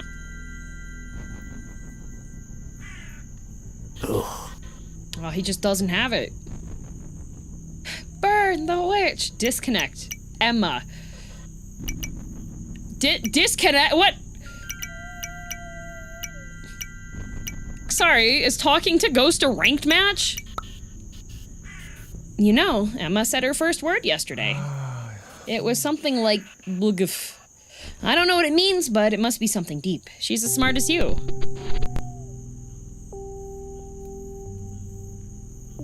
I wish you were here to see her grow up. Begluf. Words of wisdom, yep. Okay, things aren't going well here. You can see it yourself. I'm losing the connection at an alarming rate. Maybe it's just a rough patch, something temporary, but what if it isn't? I'm really worried. This doesn't bode well. And then there are those damn creatures. They're watching me, lurking around the house. Our house! I think they can feel I'm losing the power and they're coming for me. I don't know what I'm gonna do. Do you think the same thing happened to my father? I'm sorry, Kate. It's impossible. I can't get a clear connection. I'll come back tomorrow and try again. Come on, Emma. Say goodnight to Mom. Good night, sweetheart. I love you. Sean Grisham Jr. Peter Stewart. Oh, a relative of Patrick. So many graves. What the heck? Mary Adams. Mud. Oh no, look at the state of Dad's office after the storm. We'll have to clean up a ton of mud and leaves tomorrow. Oh no, Dad's office. This guy hasn't been talking to dead people the whole time, has he? I don't know. I don't think the children are dead because one of them was able to give him a note and the other one had a new bicycle, so Hey, Peter. It's me, Maddie. Can you hear me? Your daughter, Emily, called this afternoon. She's on tour with her band. She told me they're playing in Berlin this evening. They're killing it. You should be very proud of her. She asked me to give you a kiss, so... Kiss! Peter? Oh, damn it. Oh, he said damn it. I think the town is fake? What the... Oh, too late for a walk, let's go home. What? I think this is a great time for a walk. Don't you guys go walking in graveyards at this time?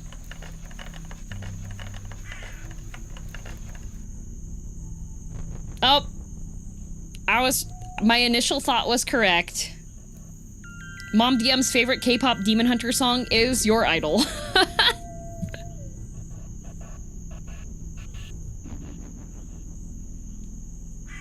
Can you imagine if the ghosts are calling him a weirdo for talking to ghosts?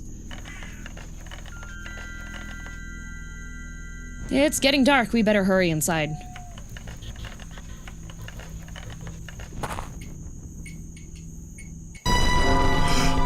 Uh-oh.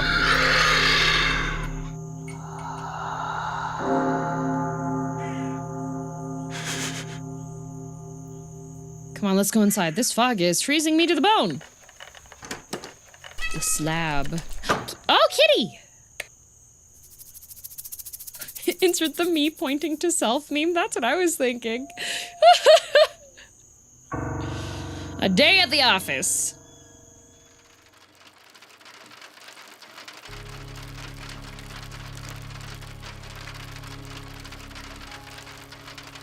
You leave us too young, but your memory will live forever in each of us. Thank you for your love and for all the joy you brought to your family and the whole community of Mantle Peak. Why is the Bride of Frankenstein here? Rest in peace, Daniel. Thank you, Pastor. That was beautiful.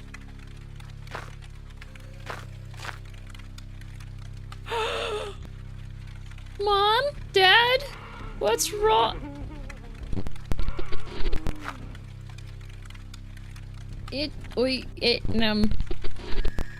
Mihoy minoy.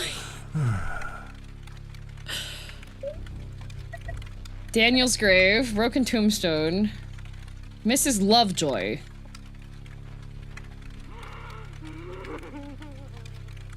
Bruno. Daniel. I'm so sorry for your loss, Mrs. Lovejoy. Your grandson was a wonderful boy. It was his parents' fault. They shouldn't have let him go out that late in that fog. None of this would have happened if they were responsible parents. Oh.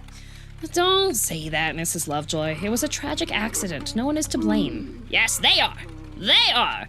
I always told them they had to be more strict with the boy. Their weakness killed him. I thank God that my husband, may he rest in peace, is not alive to see this. You must be tired.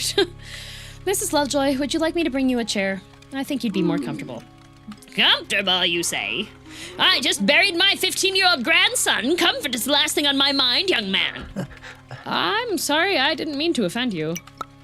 If you'll excuse me for a moment, Mrs. Lovejoy. No, she's upset. Ugh. Oh, Gary's tombstone is breaking apart again. I'll try to fix it later. Oh, Gary. Get it together, Gary. Martha, Arthur, I'm so sorry for your loss. If there's anything I can help you with, anything at all. Of course, thanks for organizing the funeral, Matt. My poor boy. We were watching the game together that evening. Then he left with his friends. I told him not to come back late. How could I know that a few hours later... I'm so sorry, I really am. I can't even imagine what you're going through. If anyone would know, it's you. You recently lost your... His what? His what?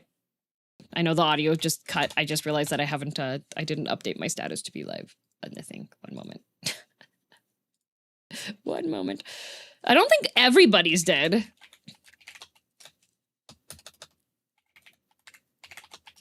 Baby's definitely a ghost. I think, well, because... Yeah, well, that would make sense, because the baby... He said the baby just said her first words, and that he couldn't make it out. Dead baby feels too obvious? Maybe. I just can't understand it. How could they be so stupid? They knew how dangerous the old mine is. Okay, but fair, I would also explore an old mine if I was a child. I would definitely be like, I'm invincible. I can definitely survive this old mine. Didn't they have anywhere else to go? When I saw that thick fog covering the whole town, I had a bad feeling. I shouldn't have let him go out. Please don't blame yourselves for what happened. You couldn't have known. How are we going to live now without our Daniel? How? Noita taught me the opposite. Let's be fair, even as an adult, you go and explore the old mine. Hey, there's actually an old mine that you can take guided tours of in the warmer months. And I really want to go do that, so... What about adult DM? Would adult DM still explore an abandoned mine? Of course. Nothing bad would happen to me in the abandoned old mine. You know what? But for the best results, if I'm gonna go and explore an abandoned old mine, I need to be a young father with 2 children, an adoring, loving wife, and a well-paying job, and then I need to go spelunking by myself. That's how you get the best results.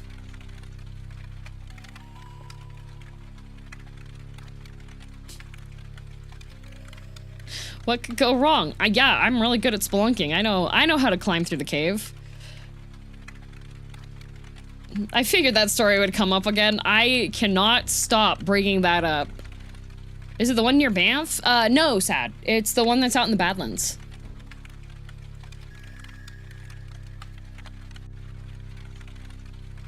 Don't forget, you should have your whole life ahead of you. Exactly. Yeah, the one that they give you hard hats, sad.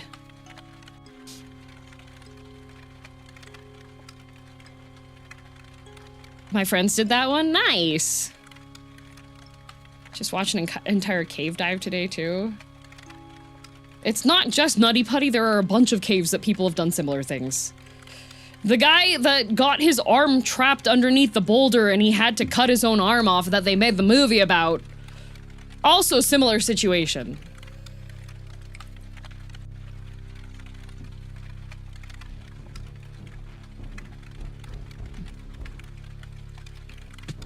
The whatever many hours movie.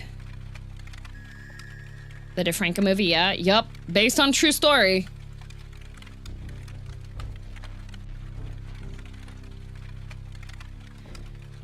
Anyways, back to the game. As long as they don't bar the entrance to that damned mine, kids will keep dying. The mayor blames the county executive, but the county executive blames the mayor. No one does anything. Damn politicians. I'll leave you 2 alone. Let me know if you need anything. Maddie, wait. Please tell me, is Daniel here with us now? Can you communicate with him? I'm afraid not. I'm sorry. It usually takes some time before the deceased reaches out to me. Maybe days, weeks. Can't you try, at least? Call him, tell him something. Tell him his parents are here, that he's not alone. Please, I need him to know we love him. Martha, he already knows. Oh, forget it. Everything was so much easier with your father. Maybe it's true what people say about you. Oh, come on. Martha, come on. I'm sorry, Matt. We're all on edge. Don't worry, I understand. If you'll excuse me for a minute. Pet head. Hey. Hey, Bruno, my boy. I'm so sorry about your dear friend. How are you coping? I know. You miss him a lot. Give a cookie? Does he just have dog biscuits?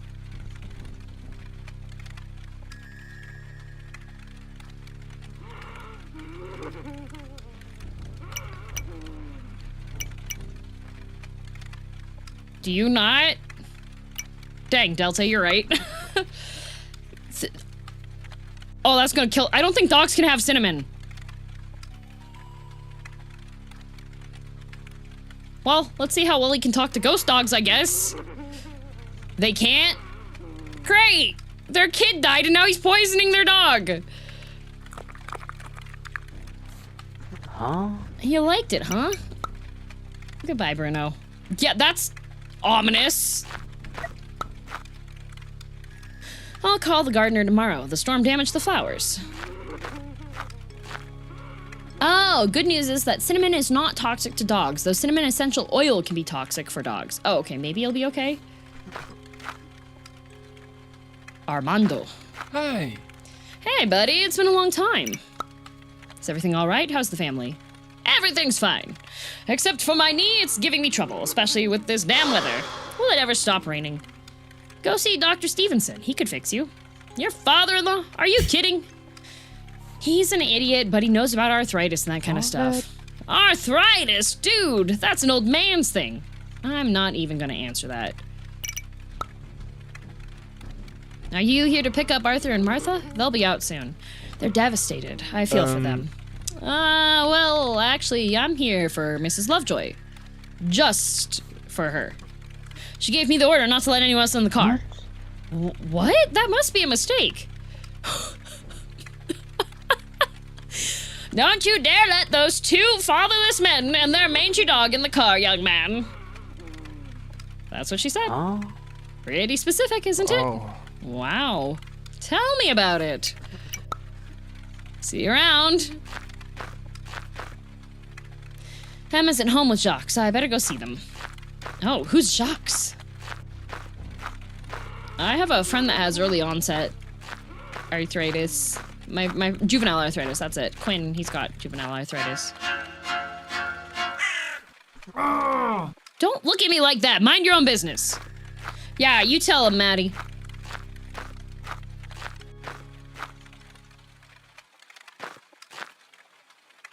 Everything okay, Jacques?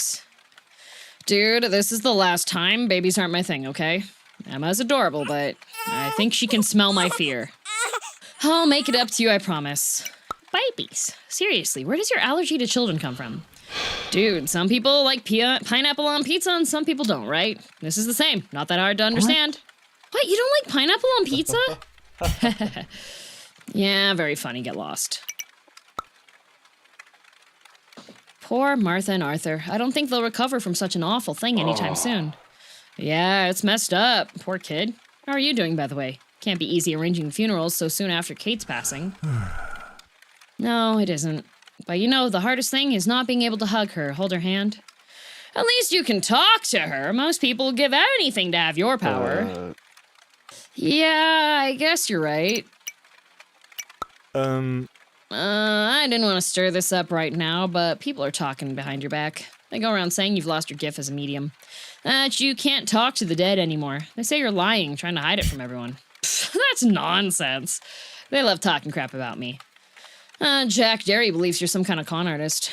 He says the last note you gave him supposedly from his father didn't make any sense.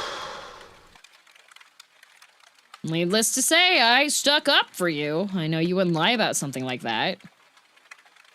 Right? Are you testing me, Jacques?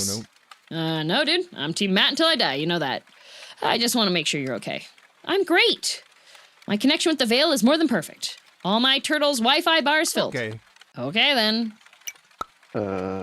Hey, Jacques. Does your father still have his hunting rifles? He probably does. Why? You think I could borrow one? You with a firearm? You know, I've seen wolves around here lately. I'm getting a little paranoid. What if they attack Emma? Like in that film, Cry in the Dark. Dude, that happened in Australia and wasn't even wolves. But yeah, whatever. I'll bring you one later today. Thanks, man.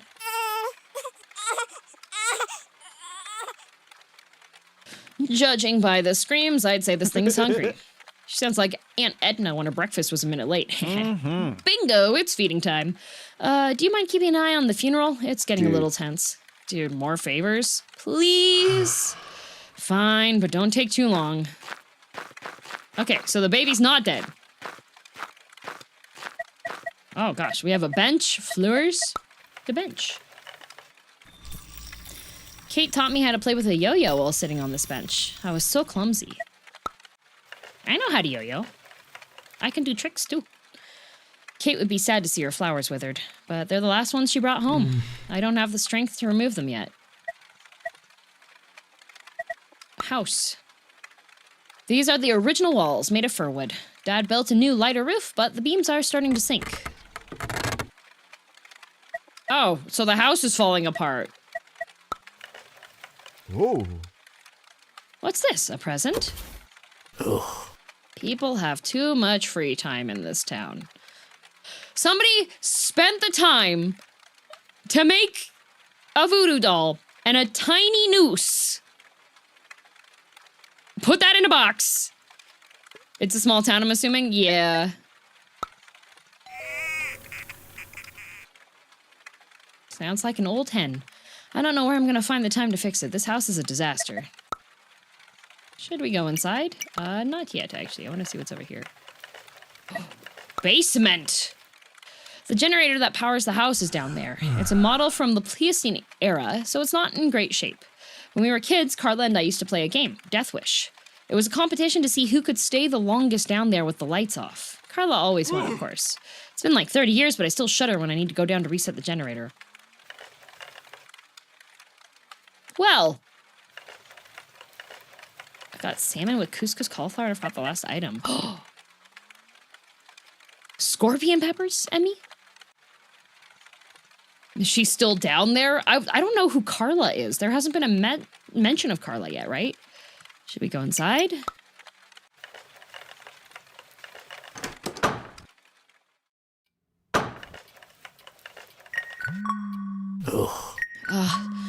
It's your grandfather, James. We'll let it go to voicemail, don't you think? Now it's Emma's time. Let's get your bottle, sweetheart. What would you like for dinner? Macaroni a la bolognese or chicken wings with chips? Yes, I know. Your mom made it sound funnier than me. And James left a voice message. Yay! What do you think? Shall we listen to it? Sure, let's hear what Grandpa has to say. I figured it out. Everything is because of carbon monoxide poisoning from keeping the generator in an enclosed space. Maybe.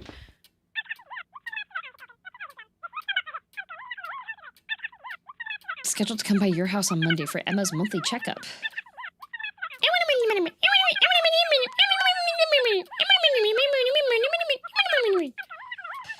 But as usual, you're not answering my calls. Is 10 a.m. okay with you? Let me know, okay? What a pain. That's what chat sounds like. What was I doing? Oh, right, your bottle. Kitchen. Freak. Clock.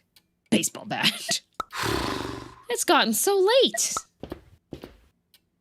Kate would scold me for using her old bat as a home defense weapon. Well, too bad. Too bad, maybe? What? But what? What on earth happened here? It was fine this morning.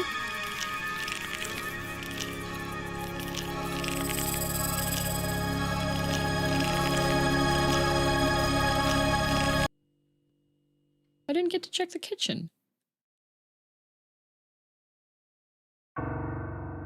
Emma's Day.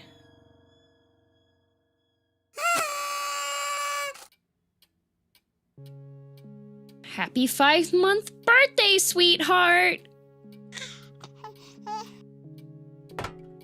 Look at this delicious little cake Mrs. Potter baked for you. Little cake laptop. I have a gun. Why is there a shotgun? Cause he got it from Jacques. He asked for his, the hunting rifles. Look, Emma, someone wants to wish you happy birthday. Welcome to What Day Is It Today? Oh, what day is it today, Patty? It's the baby's birthday, Maurice. Honk. Moo, that's great. Look how big they've gotten. They'll be 2 heads taller than us soon. Have a fabulous birthday, little one. We hope you get lots of presents and Emma's month anniversary. It's time, sweetheart. I hope you liked the video from Patty the Goose and Maurice the Cow. They seemed funnier when I was little, to be honest. If you're ready, I'll do the honors. Ready?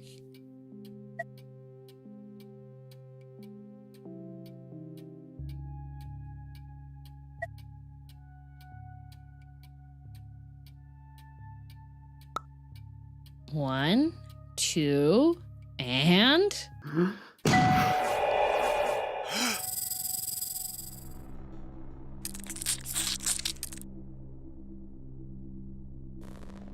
Oh, I guess there are... The guests showed up for the party. Oh. Hello, Matthew. The time has come.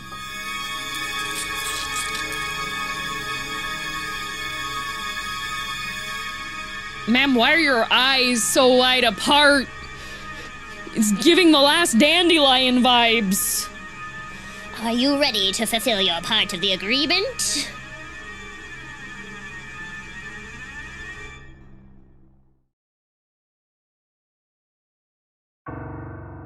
Looking for answers. Well, don't we need to have questions first? Oh, Emma, give me a break, will you? Dad hasn't slept all night, and now he has an urgent thing to do. Please be a little patient. What do we have to do in the woods with the baby? Hello? Go back to town. A rock. Ugh, worms are the deceased's best friends, but I just can't get used to them. Okay. Where they're worms. She must have a lot of starch in her hood. Hey, cosplay is difficult, okay?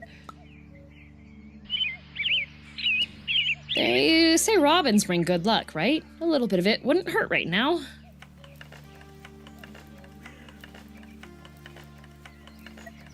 Overhanging branches. Someone should prune these branches or they'll poke someone's eye out any day now. Town of lazy bums. Matt, why are we walking to the oh. Anybody recognize that bicycle? What? It's Diane Cruz's bike. What's it doing here?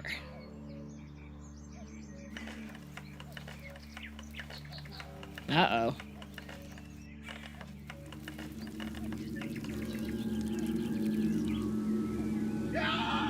Stop stalking me! I know you're there! Do you hear me? Leave me alone! It's not my time yet!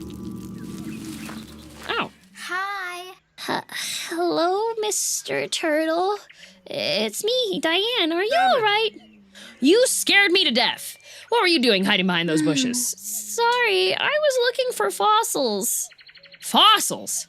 I don't think your parents would like you being so far from home.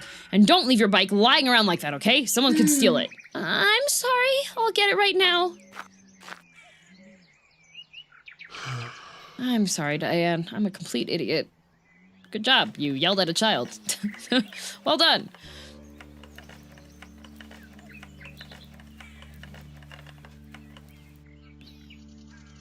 Oh, gas pump. Mr. Smithson, I don't think you should be smoking next to the gas. I'm pretty sure there's, like, rules against doing that.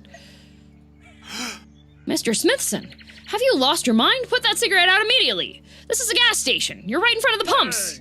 Hey, relax. I don't know what that grumpiness is about, but I come here seeking peace. Don't ruin my day with your crap. Didn't you hear me? Do you want the whole town to blow up or what? Besides, does your son know you've started smoking again? Okay, fine, I'll put it out. What the heck has gotten into you? Are you happy now? What a temper. No wonder people talk behind your back. What did you say? Have a great day! Yeah, the good old whistle trick, that'll get him. No electric charging stations. Ron needs to revamp this place. Well, it is 2024. Ron's gas. Okay, take baby to the gas station. Okay, fill her up. Hello. Hey, Maddie, you're up early today. Oh my god. Oh my god, you look terrible. Is Emma giving you a hard time? No, I'm fine. Fine? Who are you trying to fool? I just saw you yelling at Mr. Smithson out there. You look possessed by a demon. Not that he doesn't deserve a lecture sometimes, but you know... You let him smoke right in front of the gas pumps? Oh, who cares? They're almost empty. Anyway, let him enjoy the few years he has left. Buddy. Buddy. Okay, tell me, how can I help you? You need more formula for Emma? Not today. I came for your additional services. I need answers, and I thought you might be... Huh? I didn't expect that from you. Your father was a regular customer, but I had the impression you didn't take my knowledge too seriously. Yeah, well... Huh.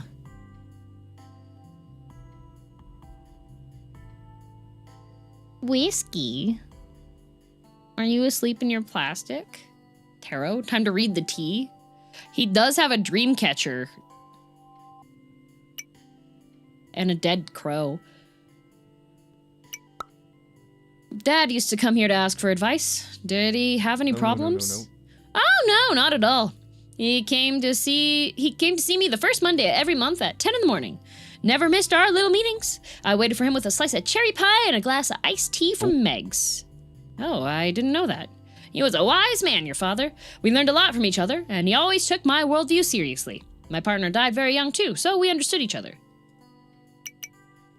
Is it normal in the family for their partners to die? Oops. It's not that I don't take your esoteric stuff seriously, I just have some reservations. Like, how does this work? Do you put a crystal ball on the table and we stare at it? It's all more ordinary than you think. You sit down, I sit down, we have a nice little chat, and the natural energies will do the rest. Okay.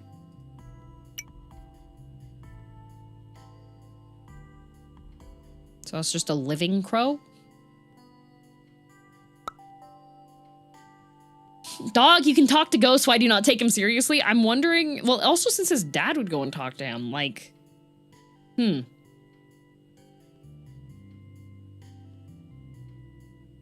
does this sound like therapy? Look, I'm in serious trouble and I'm desperate to find answers. Do you have a free slot right now? It's urgent. Sure, whatever you need. When you're ready, come to the back room. I'll wait for you inside. Hey, Ron, all this will stay between us, right? Absolutely. I have a policy of absolute confidentiality with my clients, like a doctor-patient relationship.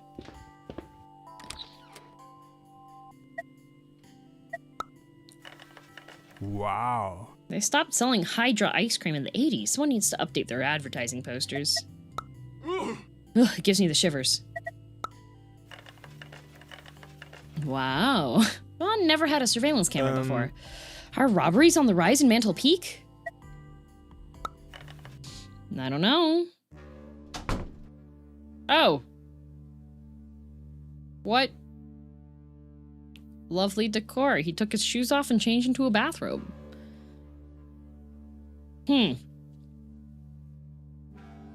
Make yourself comfortable, please. Huh?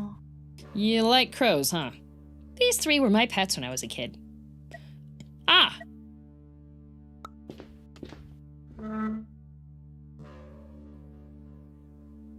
I see. Are you ready? What's happening? Relax, man. It's just some ambiance to set the mood. Okay, I see. Nice outfit, by the way. So, what's up? What can we do to help? We?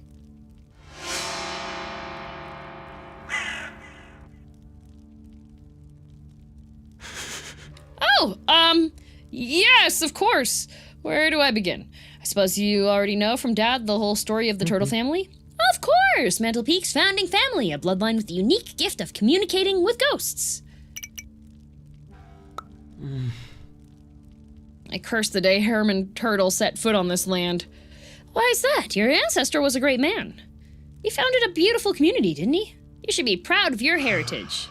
Maybe he was a great man, but he sold the whole family to the Veil. He doomed us. Do you have any idea why we have the power to speak with the dead? Why only us, Ron? Unfortunately, I don't have the answer. I can only offer you a theory. What theory?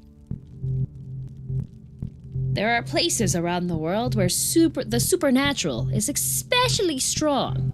Places where the veil that separates the afterlife from the world of the living is thinner, weaker. I bet Mantle Peak was built right on top of one of these spots. I can feel the energy. Your ancestor, Herman Turtle, was the first person to set foot in this place. He had a special sensitivity, and it blossomed here. I see. Nice headband.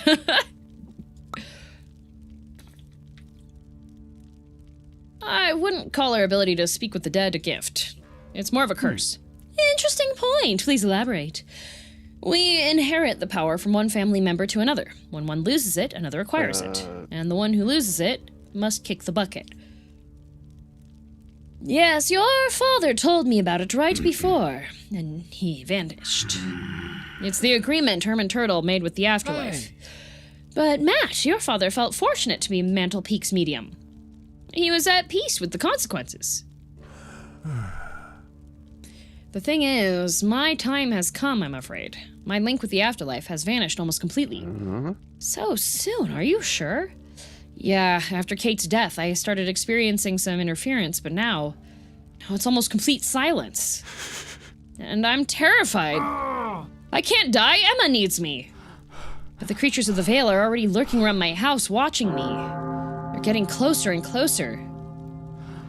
And last night... What? What happened last night? I had a visit from a spirit. She calls herself the Messenger. Did Dad tell you about her? Yes, he did. I'm very sorry, kid. Then you understand why I need your help. My time is running out. Okay, let's see what the songs say. Maybe we'll find some answers.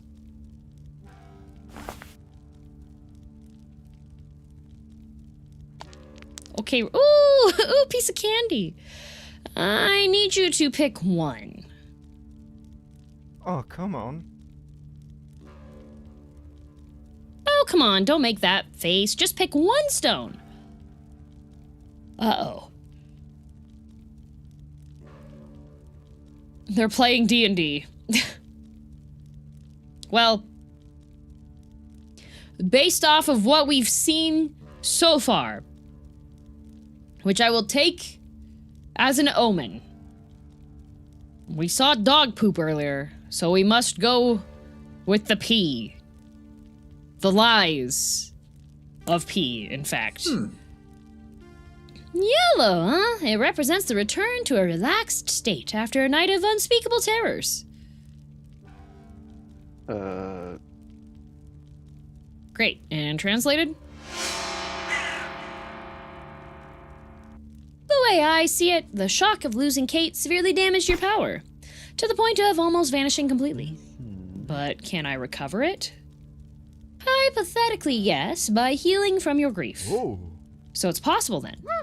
That's fantastic! Yes, but I'm afraid time is of the essence here, and unfortunately yours has already run out. The messenger's visit means the Veil has already made its decision, and your fate is inevitable. I'm sorry. No way, I can't leave Emma. I'll fight them if I have to. And what are you gonna do? Barricade yourself at home? That's not a bad idea. It'll buy me some time. It wasn't a suggestion, Matt. We're talking about supernatural forces. Do you think locking the door will stop them? Healing your grief requires deep work of self-compassion and reflection. It can take months. So what do you suggest? That I sit back and do nothing?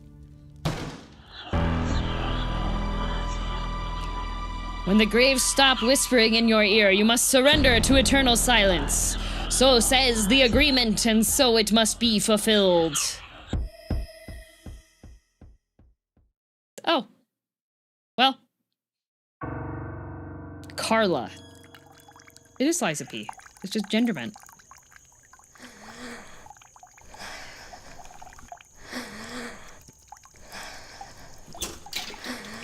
Well, the agreement kind of sucks. Come on, Turtle. Everyone else is already in their rooms. Have to lock the door to the garden. Please just give me 5 minutes, Flora, please. Grounding technique. I'm almost done with this grounding exercise Dr. Python recommended to me. You have to do it now? You had all day. Fine, 5 minutes. You're lucky the boss is not here tonight. You're the best. Yeah, whatever.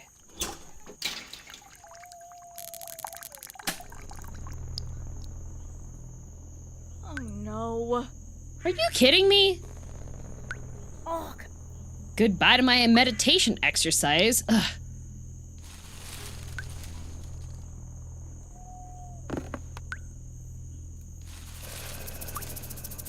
Hello? Carla, there's the door is behind safety. So all the power is gone. So easy choice. You have 2 choices ahead of you. Easy one back here, okay, Carla?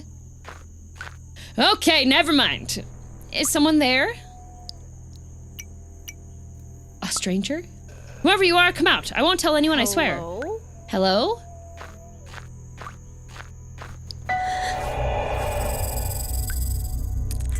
Hello, Carla. What the? Who the heck are you? Previous generations of the turtles knew me as the messenger. The messenger? I am the guardian of the Veil Gates. I am here to deliver a message about you and the gift you and your family possess. The gift? The gift is leaving the current holder, your older brother. The agreement specifies that a successor must take over. And that is you, Carla Turtle. Your power is ready to unfold. You must return to Mantle Peak immediately. What? No. Not in a million years. Are you nuts? The process can't be stopped. Resignation would imply the immediate extinction of your lineage. Extinction? In 2 sunsets, the holder will meet the visitor, who will guide him on his passage to the other side of the veil. His passage? Are you saying that this visitor will kill Maddie? And if I refuse to take his place, we're all dead. Oh my god, this isn't happening. I'm hallucinating, right? It must be the effect of that stupid meditation exercise. The message has been successfully delivered to the successor. The transfer is now complete. I like that she has her boy band show up when she wants to jump scare people. Damn it, what am I supposed to do now? Oh my god. I have to get back to Mantle Peak and talk to Matt. I need a drink. Are you still here, Turtle? We had some trouble with the power generator. Carla? You're as pale as a ghost. Are you alright? Damn you, Herman Turtle. Oh, okay.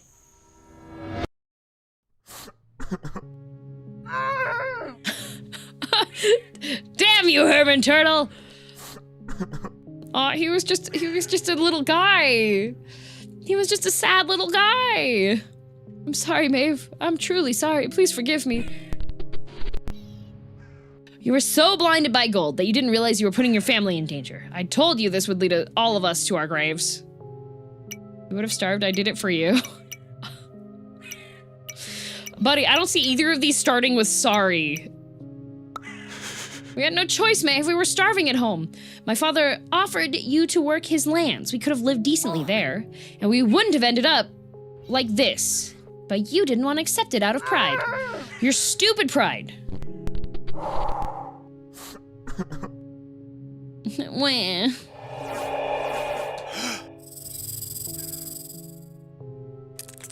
Hello, Herman. Who are you? Are you Death? Only her emissary. You took my family, or I deserve it. No, to the messenger. It says above the text. Herman can't read. That's why he's in the gold rush.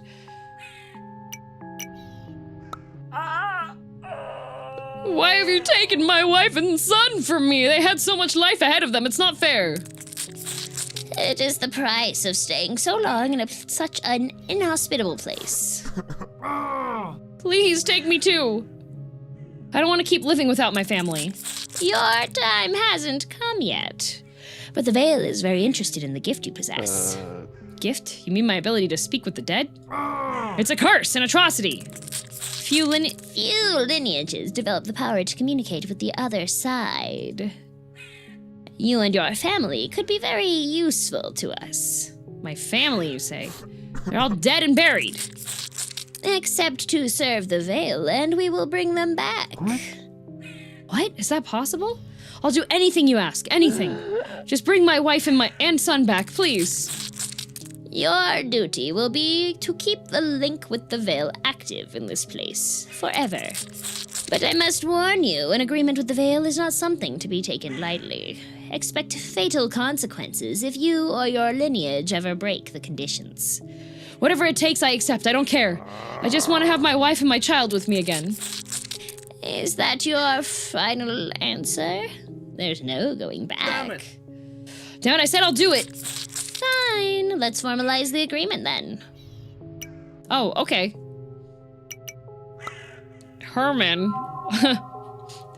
Well, he gets his wife back. You will feel acute pain. Nevertheless, it's important that you stay still. Wait. Wait a minute, what are you gonna do?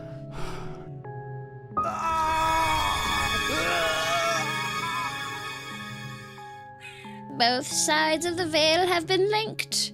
Now dig a well, attract some families to this place. Establish a colony, begin your service to the veil. Goodbye, Herman Turtle. I will see you on the other side.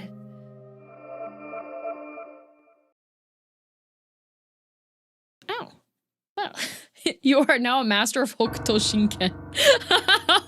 The plan.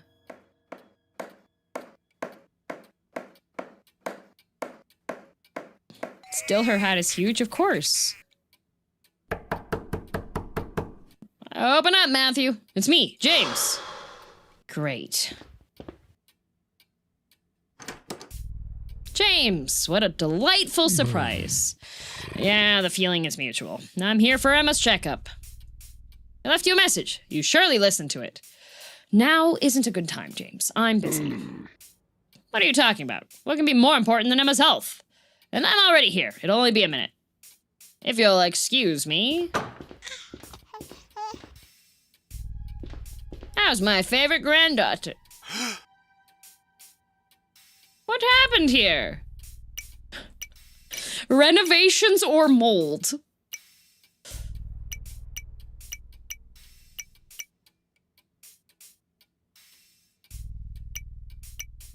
Renovations? Mold for sure. I feel like renovations wouldn't work because you wouldn't really board up your windows for a reno, right?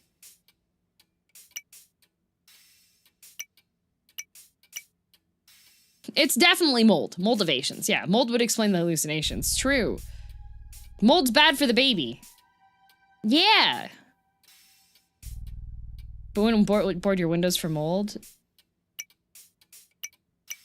Yes, tell the doctor about the mold. Oh, yeah, we shouldn't tell the doctor about the mold. We should tell him we're renovating. Because otherwise he's going to be like, you're a bad father. Your house is full of mold and you're letting my granddaughter live here. But if we say, oh, we're doing renovations, he'll say, oh, you're such a responsible single parent, making the house nicer for my granddaughter to grow up in.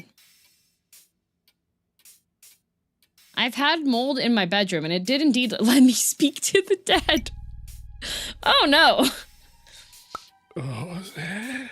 Are you doing renovations? Always so perceptive. Someone got up on the wrong side of the bed today. It's not a good idea to stir up all this sawdust with the little one in the house. Allergies, conjunctivitis. These aren't trivial matters. Responsible with the shotgun leaning against the fridge. That's a good place for it. If it falls, it'll take out the delivery man. I know what's best for my daughter. You don't need to tell me. Pfft. Oh, we have to tell him it's mold. Oh, there is mold. It's just moldy. The mold's not a hallucination. What's on top of the fridge? Those are flowers. From my dead wife. What's with all this mold everywhere? This cabin had perfect insulation. I should know. I helped your parents rebuild the roof. So much mold. This is really strange. Are you an architect now? Watch your tone, young man. I'm just trying to help. Bring someone to check this out. You need to make sure it's not black mold. Its spores are extremely dangerous, and much more for babies. Their immune systems aren't strong enough yet. Now that I see you, you don't look good, Matthew. Are you sleeping well? Are you having trouble concentrating lately? Is it hard for you to do the things that used to be easy? Oh, I see what this is all about. Beg your pardon. Do you think I can't hear everyone whispering behind my back? Do you think I don't notice? All you want to know is whether I can still contact the dead if I lost my gift. Am I right? Is that why you're here? That's nonsense. I'm here for my granddaughter. Sure, I can't deny that people are talking. Mantle Peak needs to trust the work of their medium. And from what I see here, it's obvious that something's very wrong with you. Look at this place, for God's sake. I think Emma isn't safe with you anymore. You're going too far, James. I'm warning you. Yeah, James, there's a shotgun on the fridge.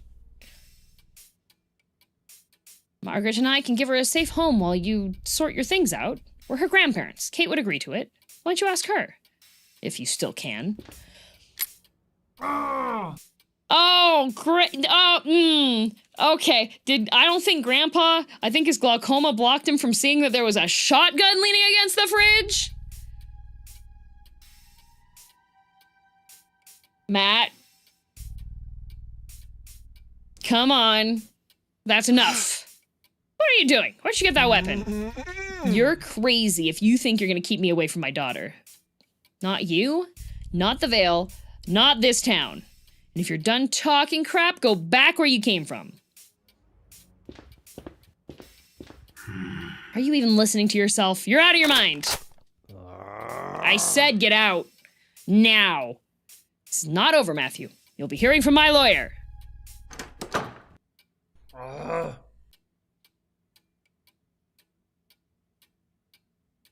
Yeah, I'm sure that that was probably the best course of action to do as a struggling single dad with a 5-month-old.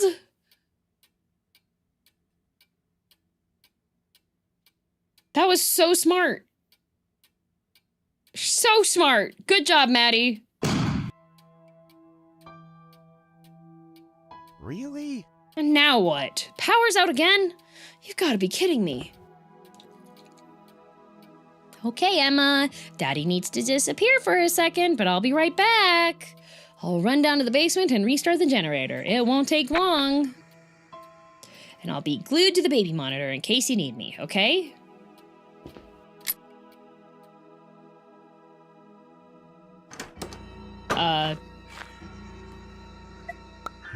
What's wrong with this mold? It just keeps growing everywhere. Okay, well, we gotta... I'm sure this won't take long. I'll have to board up the window in Emma's room to keep her safe.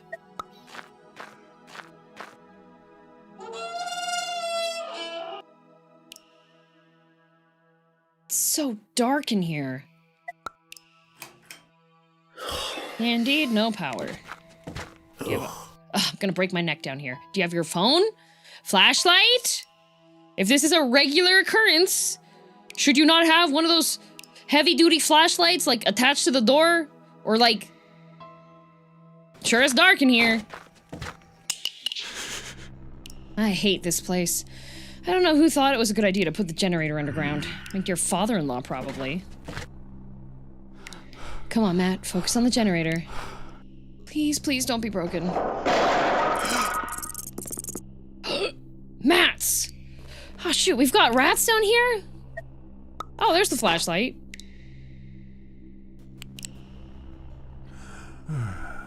The mold is corroding the generator. Damn, this doesn't look good. I'm sure it'll be fine. Click.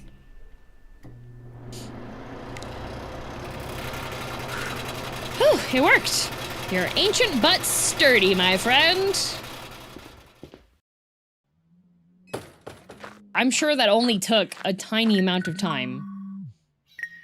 You had your phone. The entire- you could've used- Hi, Ron. Hey, Ron, what's up? Yes? What? Shoot, I can't believe it. Coming right now. With the baby, right? The reunion. Oh, is it Carla? Food arriveth. Yay! Okay, no forgetting baby. We have baby. Must be gentle like top of baby head. Sorry, man. I didn't know what to do. It's okay. Thanks for calling. I'll take care of this. It's Carla! Oh. Oh. Oh, Carla. Carla, did you drive drunk? I think maybe this family should not have... For someone with car in their name.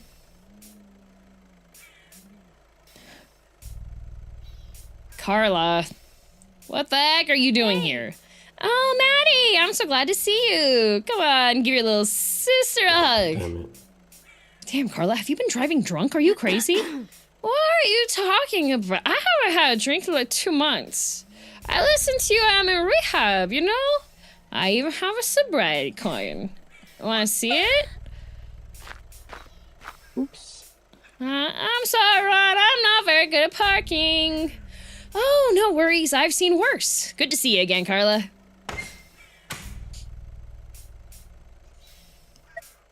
Bottles of wine. Wine drunk driving, in fact. That bottle of wine was for you. Oops, you just ruined the surprise. Good grief, I can't deal with this now.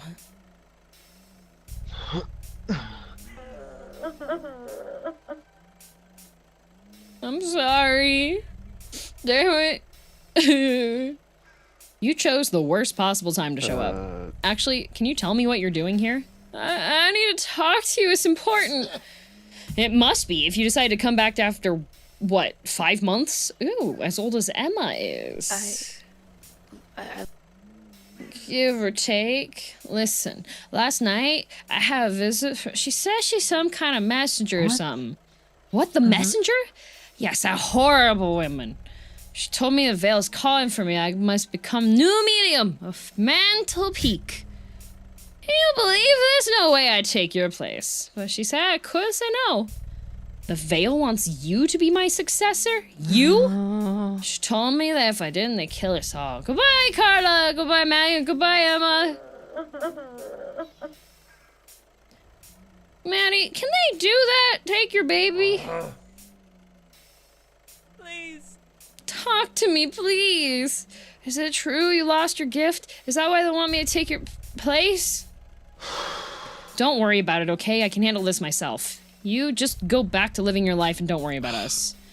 You've always been very good at that. Don't say that. It's not true. I know my life hasn't been exemplary, but I had to leave. I couldn't take it anymore. What happened with Kay was too much. I know you blamed me for it. I saw it in your eyes. I just couldn't bear it. I was devastated too, you know? But you just left. I had to carry the weight of all that on my own. Yes, I know. I'm a terrible sister. I'm sorry. I didn't know what to do. Never mind. Let's leave it at that. Come on, I'll walk you to Meg's motel. Sleep it off and go back to the rehab center tomorrow. There's nothing you can do here. Please. Maddie, please, let me help you this time, please. At least tell me if you have a plan to deal with this Veil thing. I'm working on it. I just need time to reconnect with my power. Reconnect? Is that even possible? The baby, no! Oh. Oh, Maddie, she's so beautiful. She looks exactly like Kate. Hi, Emma, you remember me? I'm your Aunt Carla. Listen, Carla. It's okay, I understand. I'm not welcome here. It's getting late. The motel isn't far from here. I can walk there by myself. Don't worry. Okay. As you wish. Oh, okay. See you, Maddie.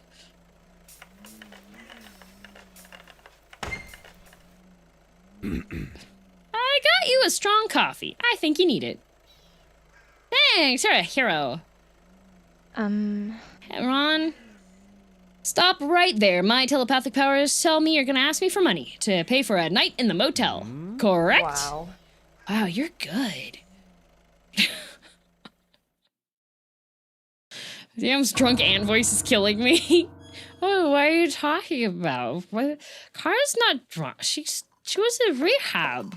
She was a sobriety. Do you want to see a sobriety coin?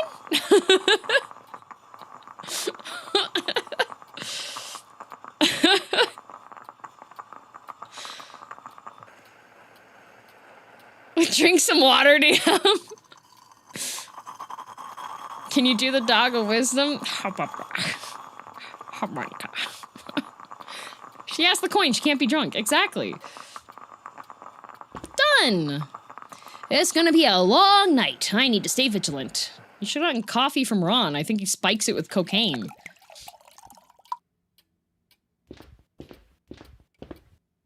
I'm a certified wine uncle. Thank you very much. I'm the one that's got stories that is just like, when I hear the time that I accidentally went to a cult in Korea. Remember that? Let me tell you again the story about that bar I used to go to when I was working in Japan that was run by the Yakuza. Is that a real story, DM? Yes.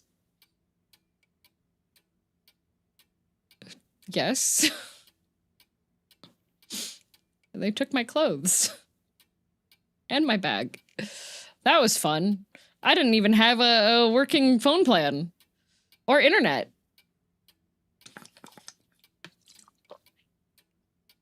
She's told it before, yeah? Yeah.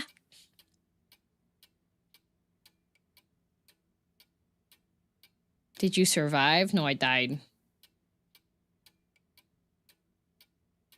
I don't remember this story. I have never heard about the Korean cult incident.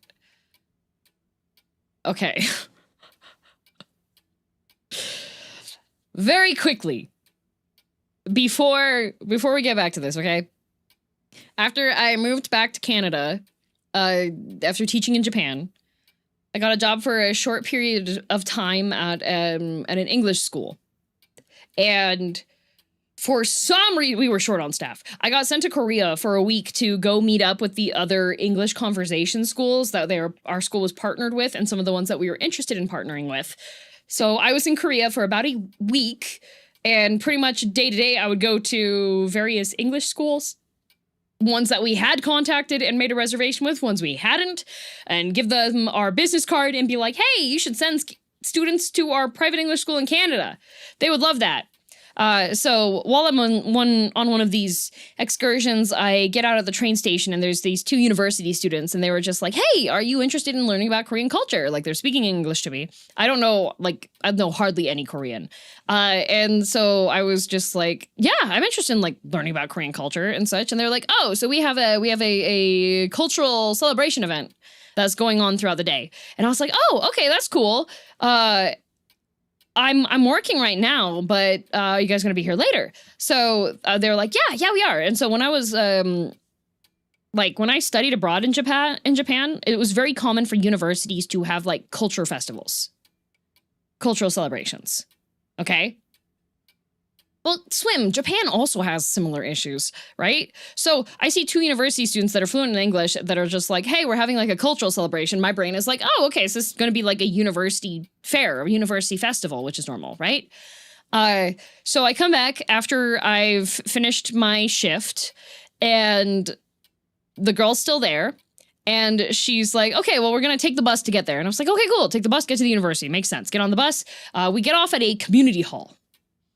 And I'm like, oh, I don't have internet. I don't know which bus we took. And I don't know what the route is to get me back to the thing. But I was just like, oh, okay, I guess it's like a community festival celebration thingy. Okay. So I'm starting to feel a little bit like freaked out a bit, but also I didn't have a phone plan because my boss was a cheapskate and he was like, oh, Korea's got like a ton of free Wi-Fi hotspots, so you don't actually need a phone plan. Well, there's a ton of free Wi-Fi hotspots if you stay next to the train system. So I was no longer next to the train system, so I no longer had Wi-Fi. So I no longer had a way that I could communicate and go back. So I was starting to get a bit freaked out, and I was like, okay, this is a bit weird. And so the girl that has brought me into this cultural center and thing brings me inside the cultural hall, and she's like, oh, do you want to like... We're gonna change into hanbok. And I was like, oh, hanbok, that's really cool. And Trash Panda, thank you for the raid. So I was like, yeah, okay, yeah, I'll change into hanbok. And so the girl's like, okay, so change it, put on this layer, like the underlayer of the hanbok, and I'll finish the rest of the hanbok for you, and then put all your clothes and all your stuff into this bag. And I was like, okay. So I was already getting bad vibes, getting a little bit paranoid. So I took out my passport and I took my phone and my money and stuffed it into my bra. And then put on the underlayer of it and put like the clothes in the bag and everything, just in case, you know, just in case. So I put on the underlayer, the girl comes back in, she helps me put on the rest of the hanbok, which is the traditional dress. I was like, oh, okay, cool. And then she takes the bag of my stuff and says that I'll get it back later.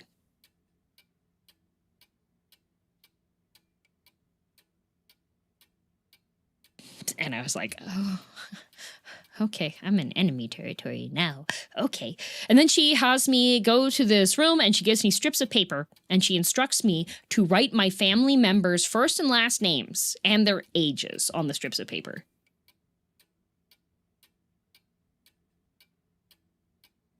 So I wrote fake names and fake ages on every piece of paper. I was like, all right, last name is now Not my last name.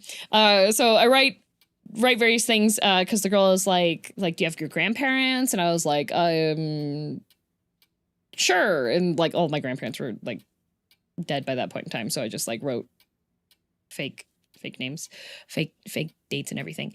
And so she collects the pieces of paper and she brings me into another room that has like golden decorations inside of it. And then she instructs me that when I'm in this room, I need to keep my head down and I need to look at the floor.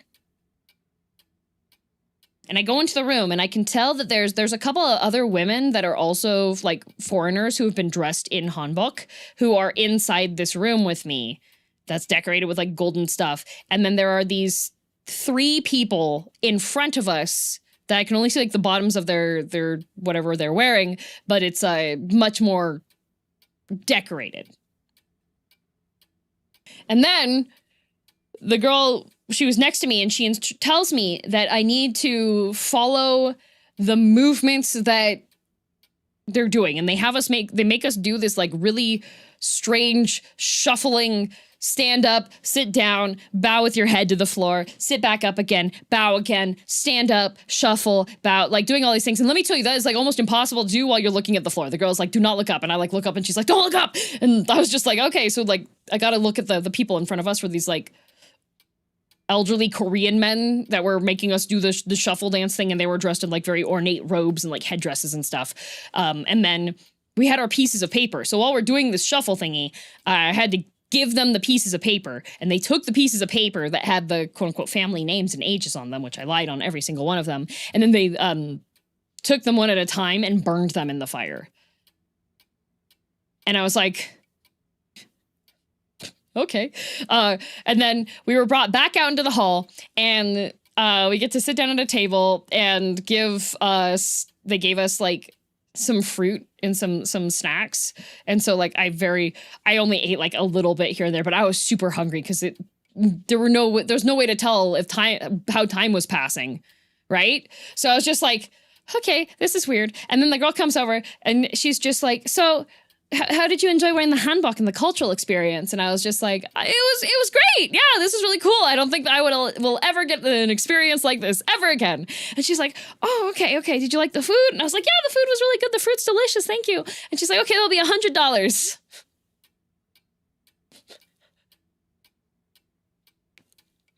I was like, ooh, I don't have $100. And she was like, oh, well, why are you in Korea? And I was like, oh, I'm here on a business trip. She's like, what, you're not a student? I was like, no, I'm here on a business trip.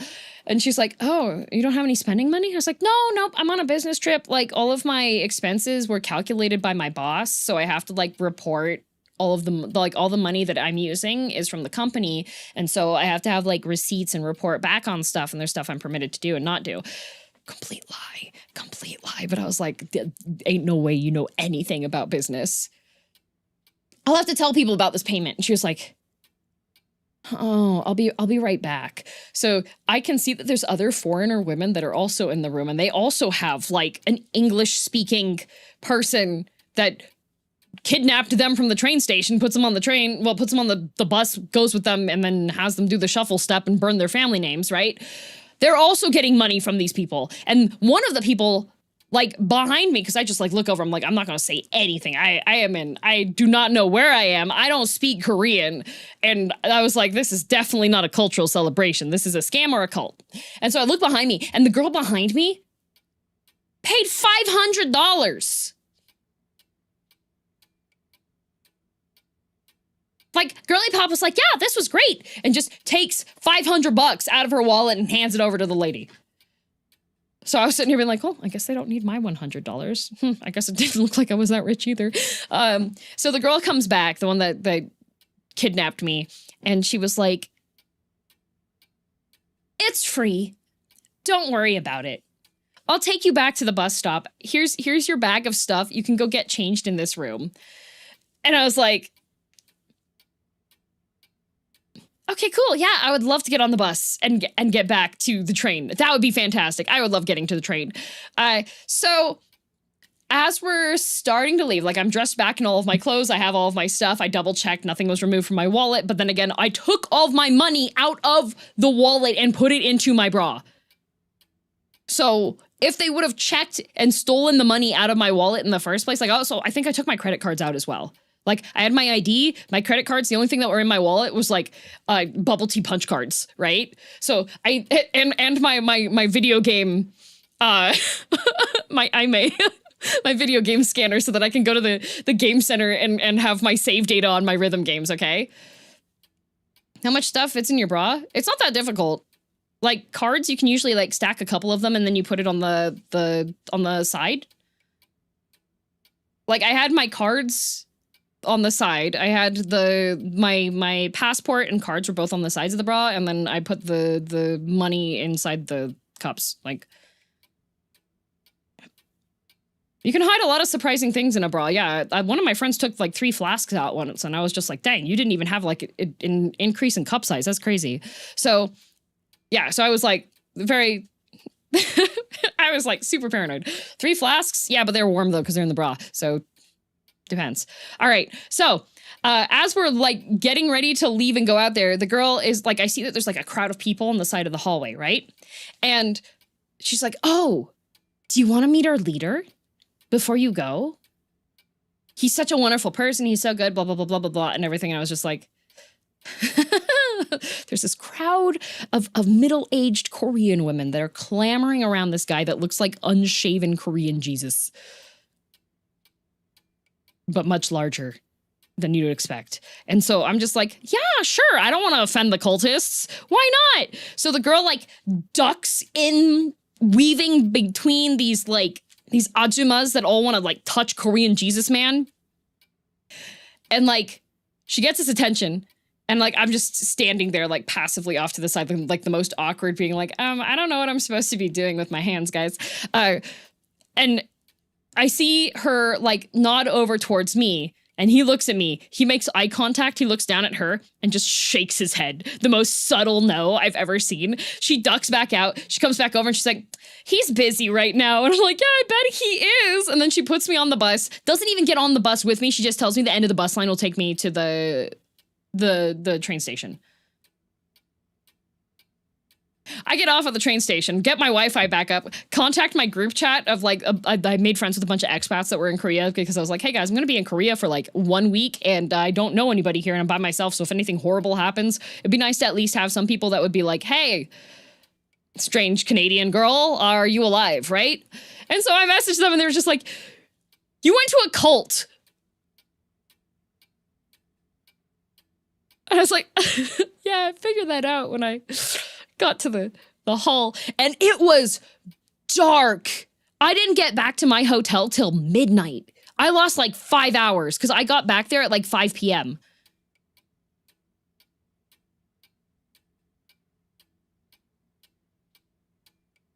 I don't know how I'd feel if a South Korean cult deemed me unfit for kidnapping and brainwashing. Yeah, that was also the trip where one of the business people I had to meet up with, my boss at the Canadian private English school was like, oh yeah, no, I know this guy. He's been sending his students all the time. He runs his own little private school in Korea, blah, blah, blah. Great guy, et cetera, et cetera. So I meet up with this guy and the guy's like, here, get in my car. And I was like,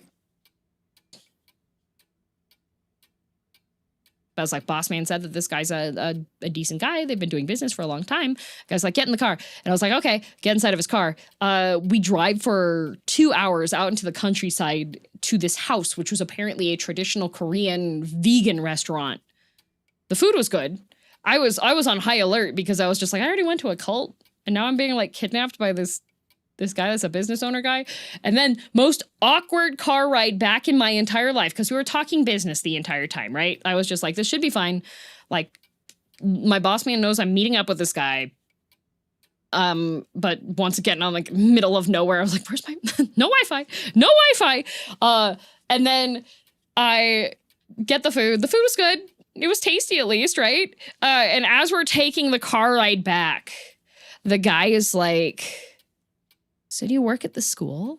And I'm like, yeah, I work at the school. I fill in for some of the teachers sometimes. And most of the stuff I do is like the office work and stuff. And he's just like, I'm going to send my son in the summertime. You're really nice. He's single.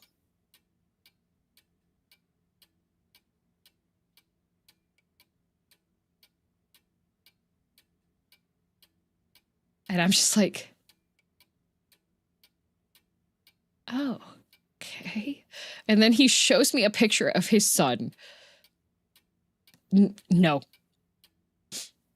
That is like like the most man-child of man-children you've ever seen in your entire life. How long into the 2-hour drive was this? 5 minutes in? 5 minutes in! Yep, we just pulled out of like the parking lot and he was back on like the main road to drive me back into, because I was in Busan. Like I took the train all the way to Busan to meet up with this guy, and then he drove us 2 hours out into this rural area, got the food and everything. We were talking on business stuff. And then on the drive back, he's like, yeah, I'll continue to send more students to the school if you treat my son nicely.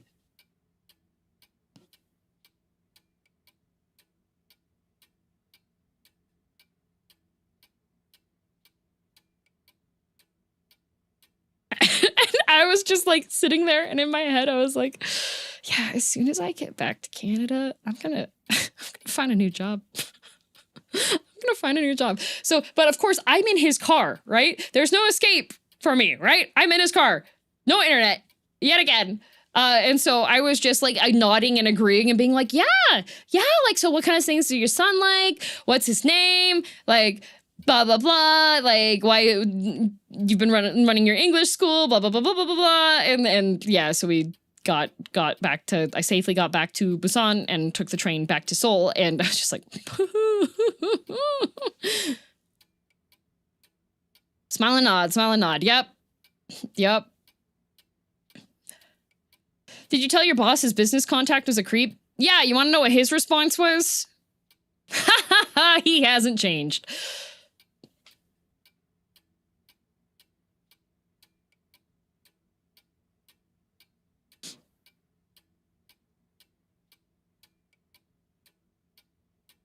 Thanks, boss!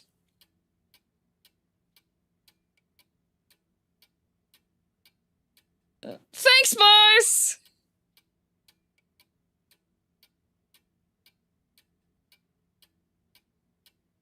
Smile. Thanks for the warning, boss. Really wish he would have warned me beforehand so that I could, I don't know, nicely tell the guy, oh, no, I'm okay. I don't want to take a 2-hour drive into the rural countryside outside of Busan to go to this restaurant, which was cool. It was cool. Like, that would have been a really cool, really, really nice, unique experience to have in Korea if I wasn't being held against my will. To try to tell this man that his son seems like a nice person.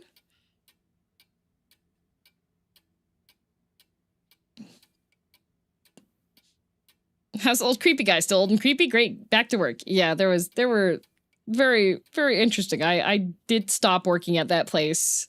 I do not believe it is still in business now. One trip, kidnapped twice. Yeah. I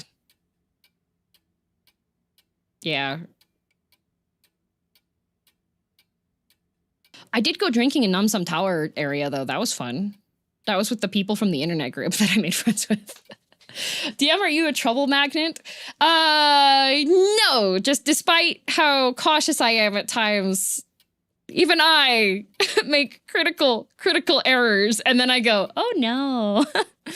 Oh no! Ooh, that sounds fun. It was super great. We went to like 5 different bars, yeah, it was fantastic.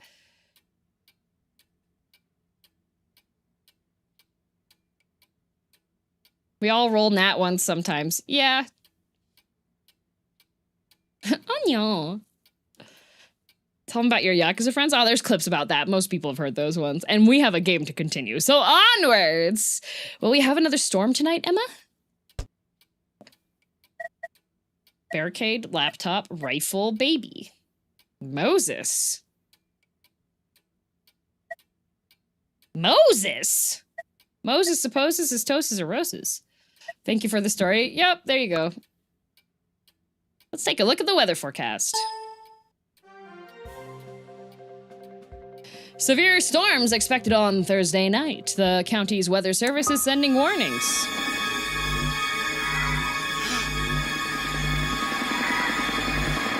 That's all you got? I'm not afraid of you, I have a plan. Oh, I was gonna check other stuff. I didn't realize that that damn generator again. Just when I had finished barricading the house. Okay, I'll be quick. It can't take me more than a few minutes. And really? We're going back to... Okay. Oh good, I have the gun. Not yet, you get the basement. Okay, he didn't board up Emma's room.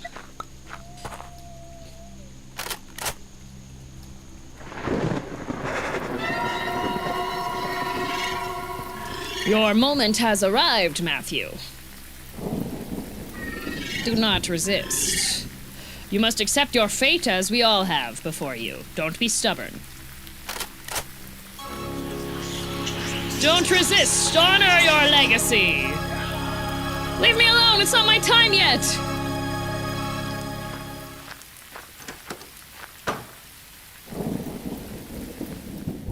Uh-oh.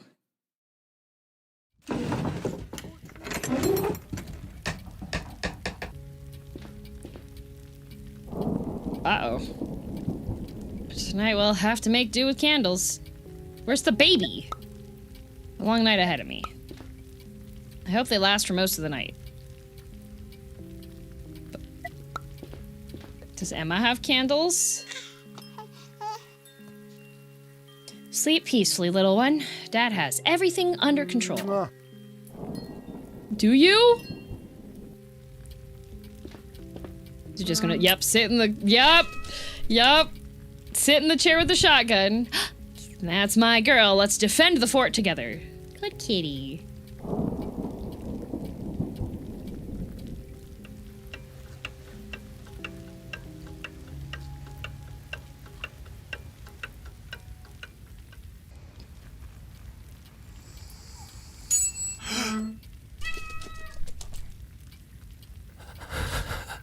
Damn, they're here. I don't think they would knock. Mr. Turtle?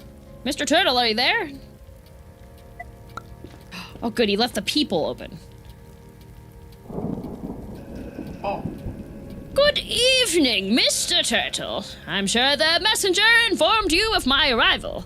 It's a lovely night, perfect for our journey. Is your luggage ready? Be so kind as to accompany me, please. Not gonna lie, he's got like a hat on. No. No way. I must speak with the messenger. I must tell her I can still recover my power. I just need more time. Oh, Mr. Turtle, I'm afraid that's impossible. It's your time. The veil is waiting for you. Please, let's not make this situation unpleasant for both of us. I won't go with you. I'm not moving from here until I speak with the messenger. Oh. What a shame. It was such a lovely night.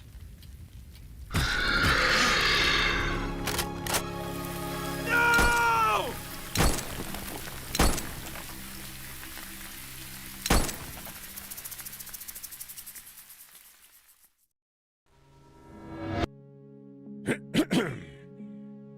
And that is why we can be very proud of this wonderful community that is Mantle Peak. We have this beautiful town hall building with its magnificent clock tower as proof of the town's growth. But none of this would have been possible without the man who spearheaded the project with nothing more than a shovel and a dream. Please, let's give a warm round of applause to our beloved neighbor and friend, Herman Turtle.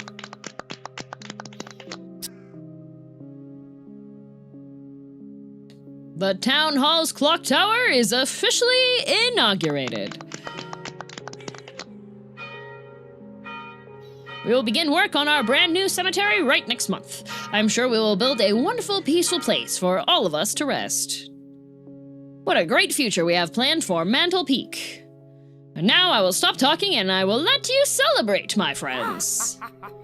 Let the festivities begin! He's so happy. Oh my god, it's a party!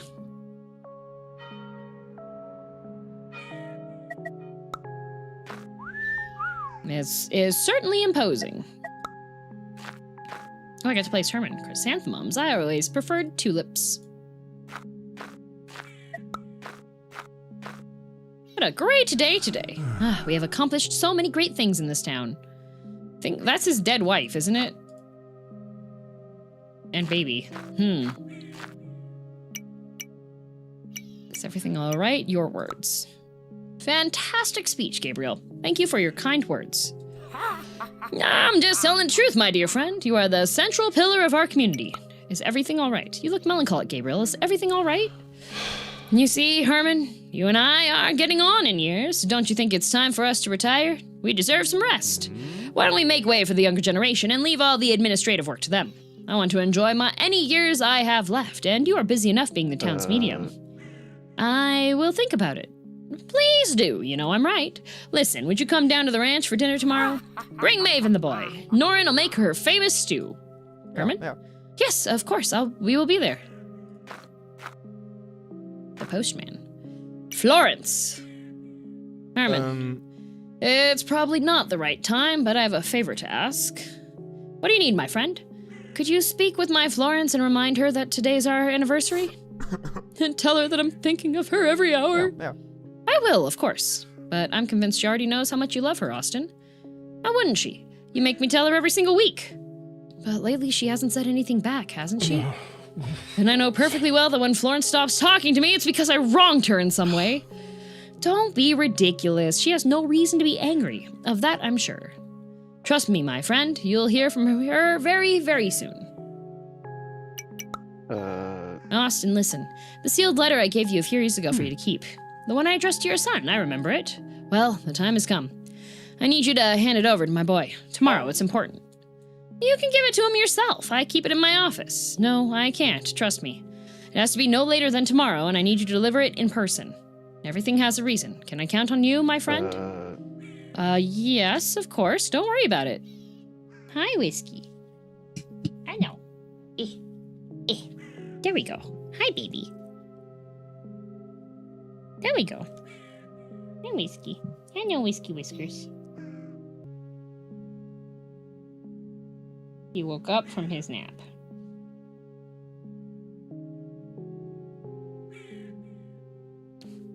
Now he's on my lap. Hope you have an amazing day. Thank you. Is that the Whiskey Whiskers? It is. Whimsky Whimskers himself. The lad, the man, the myth, the legend. The silly little guy. They went poop this morning and then got super hyper, and I had to play tag with him before I started stream. Otherwise, he was like... He was beeping at me. He was screaming. Whoa, I'm wearing his shirt. You are. The legendary criminal. The Zoomer himself. He Zoom. Yippee! He's being a distraction, I know. We're almost to the end of the story, I think, Whiskey. I think, Mr. Whimskers. Did you want to be let go, buddy? I have him in my lap right now. I don't know if he was wanting scritches. You want to be released? Okay, there you go. Bye! He deserves the attention? True. I caved and got more ice cream. I didn't realize it's 20 degrees outside now. Wow. It was -5 this morning, but I think tomorrow or the day after, it's supposed to be 15 degrees. So that's going to be a good amount. I thought he would never shut up. Is there something amiss, my love? Are you all right? Can't you see? He's doing it again. He's been sitting on that bench, talking to the void since the ceremony started. Don't worry about it, my dear. The boy's just sorting things out in his head. I don't think so, Herman. He really thinks there's someone there sitting beside him. Maybe we should talk to Pastor Layton. Crazy? What if our son is going crazy? The pastor will know. I said no. The boy's fine and there's nothing more to discuss. If you say so. It's getting dark. It's been a long day and the sun is about to set. You two should go home. Prepare tea or take a relaxing bath. Tea time! Does she not remember being dead? I don't think she does. Tell Francis to make some hot tea. It'll warm you up. Aren't you coming with us?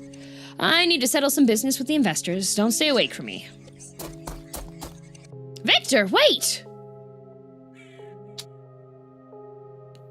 Maeve, language. Tell him I love him before he goes to bed, okay? Love you both. Mm-hmm. And Maeve, yes? His quirks, he's different. Oh, he's My Hero Academia! Don't worry about the kid. His quirks are also his strengths. Be patient with him. Deku! Kachan!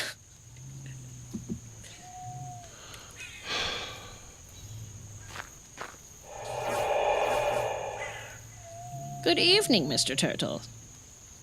Are you ready? Mm-hmm. I am. I gave my word and I will fulfill my end of the contract. And don't worry about my boy. He'll be a good medium for the town. I have no doubt about it. And now, what am I supposed to do? If you want my advice, why don't you take a look up at the stars? Isn't the sky beautiful tonight? Yes, it certainly is. Made you look. Return to shadow now. Dang, not even a body left. No wonder they couldn't talk to their predecessors. Succession. Goodbye. I'm sorry, okay? I couldn't tell you. It all happened so fast. Can you at least tell me where the heck you are? Mantle Peak. Mantle Peak? That crap town you're always talking about? I had to come back because of some family issues. You know how things are. Do you want to talk about those family issues? I don't want to bore you with my crap, Jen. It's nothing serious, I promise. But are things okay with your brother? I don't know. I really messed up. Why? What happened? With every mile I got closer to town, my anxiety went through the roof. And, well, you know. Oh my god, you've been drinking again? All that work to clean myself up wasted. I'm tired, Jen. So tired. Come on, don't torture yourself. Relapses are part of the process. You know that. The next time you run away, let me know, okay? How do you expect me to cover for you if you don't tell me? I'm sorry, Jen. Just bring me a nice souvenir and I'll forgive you. Because you're coming back, right? Ah, shoot, I gotta go. I hear G.I. Jane coming this way. If she sees me with a phone in here, I'm dead. Goodbye, Jen. Uh-oh. Good heavens! Will you stop showing up like this? I'm gonna die of a heart attack any day now.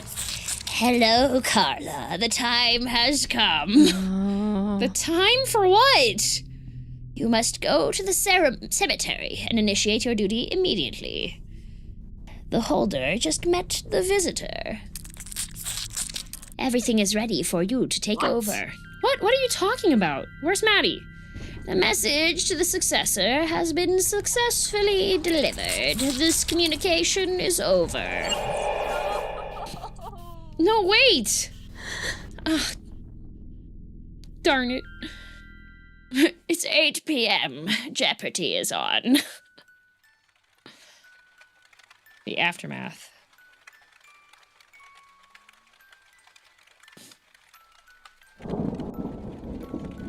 Buddy, how much ammo did you have? Also,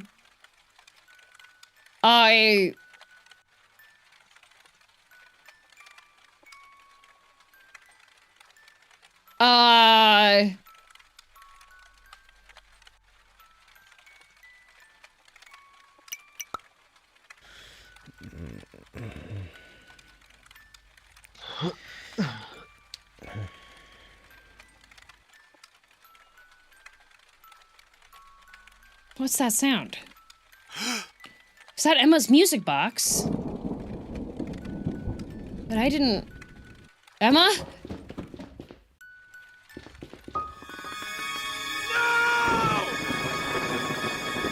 Where's my daughter? Give her back to me! Oh, this wasn't in the agreement. Not Emma, this wasn't in the agreement!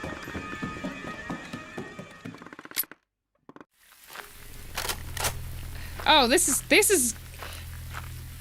going to go splendidly. Who's there? Show yourself!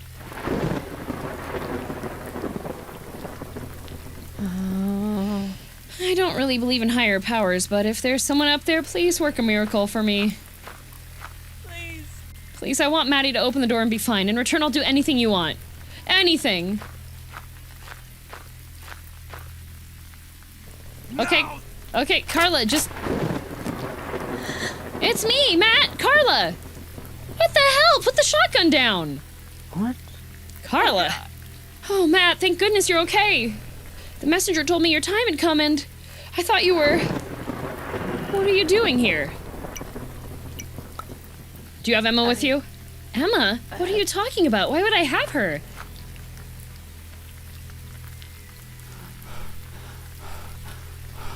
Uh-oh.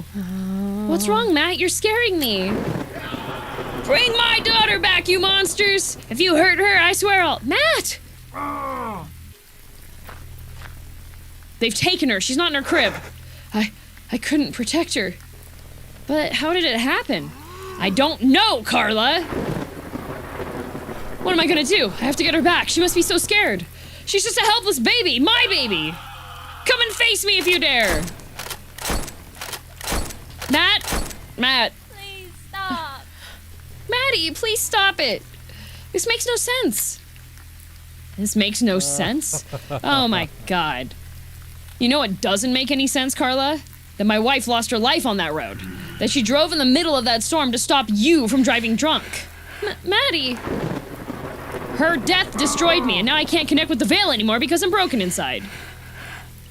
I'm gonna lose my daughter and my life, and it's all because of you! Stop it, Matt, please! You're right, I'm an awful person. I ruined the lives of everyone around me. But I've been thinking about all this, and maybe I can help you get Emma back. I think I may have a solution. What? A solution? What are you talking about? Listen to me. If there wasn't any successor available, the Veil would have to give you another chance, wouldn't it? Maybe they would agree to give you enough time to recover your gift. What the hell are you saying? Think about it. I'm offering you a chance. Please. Please let me do this for you. My life is hopeless anyway. You, on the other hand, you have someone to live for, someone who needs you. What the hell are you saying? That I could shoot you just like that? Have you lost your mind? No. I've never been more convinced of anything. This should have been my fate that night instead of Kate's. Oh, you're gonna play the dead wife card. Okay, Carla. What about Jen? Wait, Carla, you said you were gonna see Jen. Do it, Maddie, I beg you. Who do you take me for? I'd never do something like that. I'm not a murderer. And you're my sister. There's no other way, Matt. Don't think about it, just do it. Get your daughter back and convince them to give you another chance. Come on, time's running out. Forgive me. I love you. Oh! No! Okay. Just, all right. Oh my god, what have you done? No! She just... I don't know if that's how that... Carla, I don't think that's how the agreement works. This is all your fault. None of this was necessary. You won. Tell her. Tell the messenger I accept my fate, that I'll resist no longer. But Carla and Emma, it's not their fault. You shouldn't take them. It's not fair. Oh, don't worry. That's not going to happen. After all, neither you nor I are here.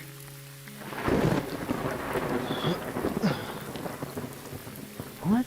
What? But I'm glad you're finally accepting your fate.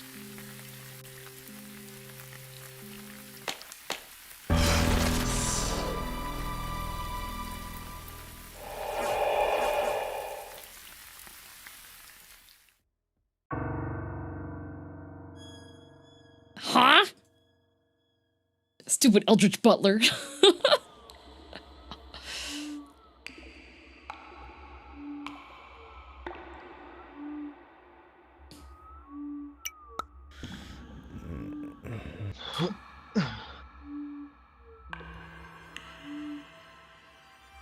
Where am I? What is this place?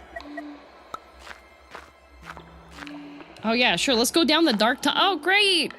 Oh my god. It's the family crypt? Herman Turtle. Victor Turtle. Herman's son. Okay, but there were only 4 dots. Amanda Turtle.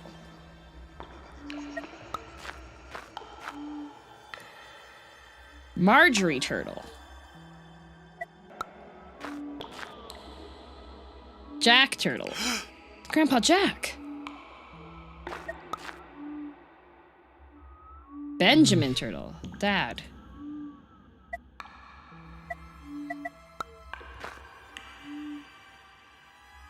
Matthew Turtle. No, no, no. Okay. Yeah, that's what my family crypt looks like too. Welcome, Mr. Turtle. I'm glad you finally accepted my invitation. Where am I? In the Vale's antechamber. Hello, Patty. Dad, is that really you? Carla or Crypt? Both of these start with which C. I mean this with all due respect, all their names feel like turtle names. Benjamin Turtle feels right to me, you know?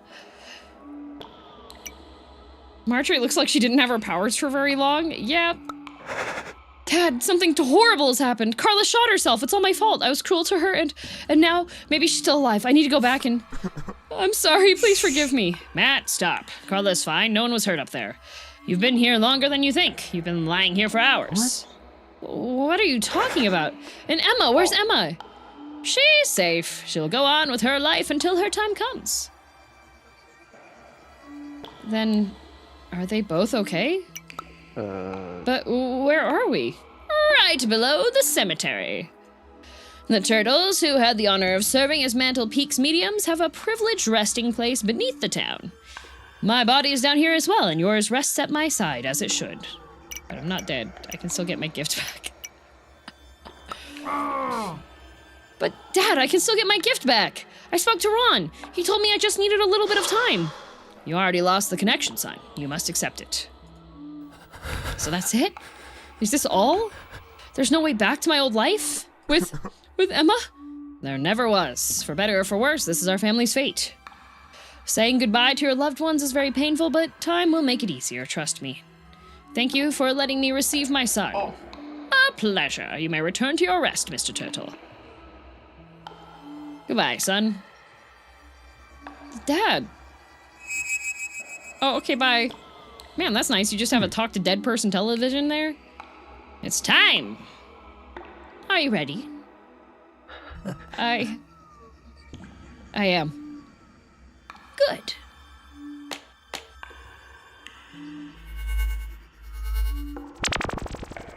Oh, okay, goodbye. Sure.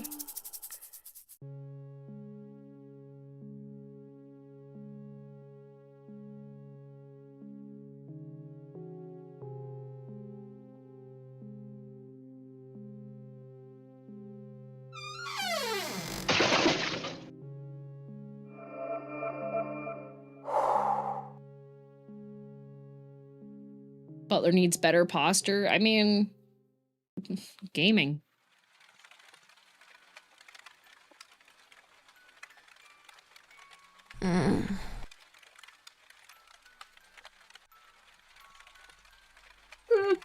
What the? Oh, so it was real for her. Okay. Emma, oh no. What the heck happened here?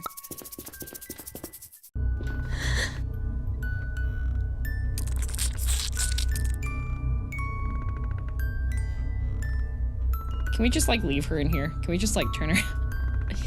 See, little creature, I told you your aunt would be here soon. What the? Where's Maddie? Where's Maddie? Shh, lower your voice. The little creature is almost asleep.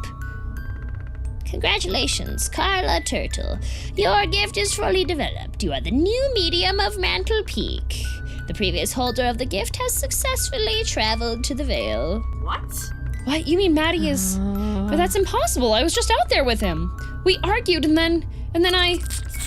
You experienced a projection by the previous holder's mind. It's a common occurrence when humans resist accepting life and death as they are. Needing denial, there's always deceit. So then Matt, is he really... And I must congratulate you for maintaining clear, precise communication with him. It was your first connection with a deceased person acting as Mantle Peak's medium.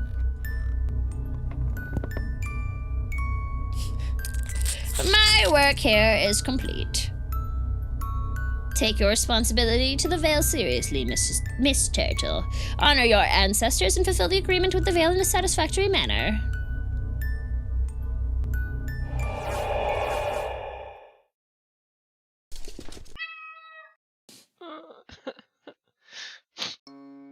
Sorry about your dad, Emma.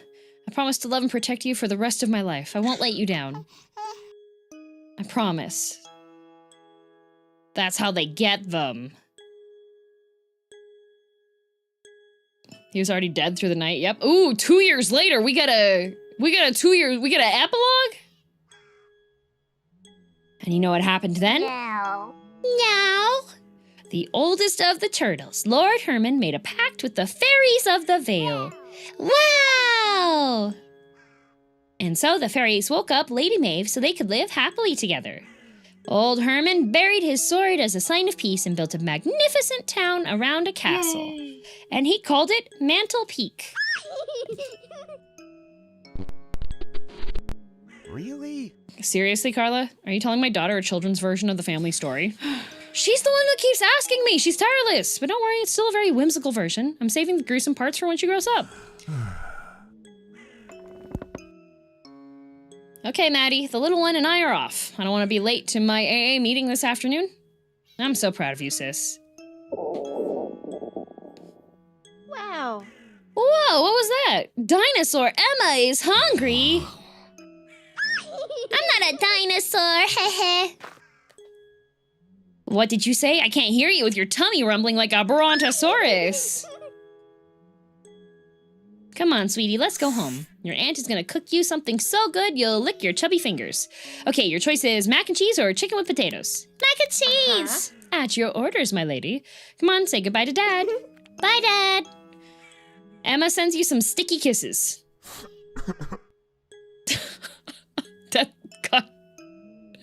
That must suck. His wife died. 5 months later, he dies, and now he gets to watch his daughter being raised with no impact. Oh, I miss her so much. Give her a giant kiss.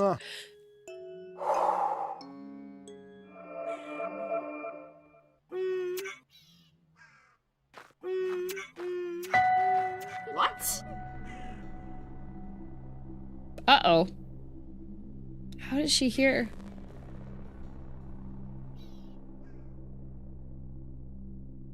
Uh-oh. Uh-oh.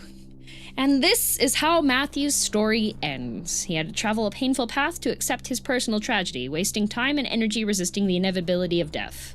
A lost cause, at least for now. Sweet dreams, dear player. Make sure to shut the doors and windows tightly, take a look inside your closet and under your bed before going to sleep. You never know what kind of horrors are lurking in the dark. We'll see you soon in the next episode of Midnight Scenes. Thank you, the eye. Yippee! This is such a Twilight Zone game. It is! It is! I like the games a lot for Midnight Scenes. The first one is extremely short.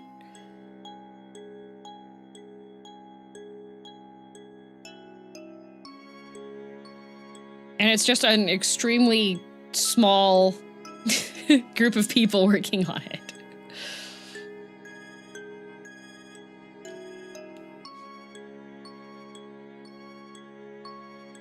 Wow, look at their...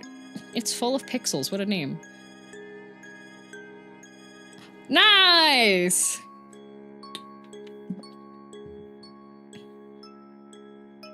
Thanks for playing, streaming, and/or watching the game. Yay! Well, the baby did in fact not die in the game. True. This is delightfully bizarre and creepy. Yeah, this one I liked pretty well. I think the previous one I liked a bit more.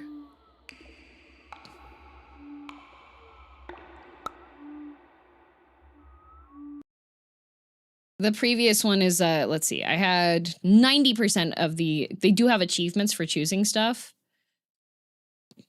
Oh, okay, I was missing one of them. Because sometimes you do miss choices because it ends to the next one. Was that the one in the woods? The ones I liked the most. I liked A Safe Place, but that one is a bit more intense, I would say. I also liked The Nanny. The first one is yeah, each of them are pretty short. I think the first one's The Highway.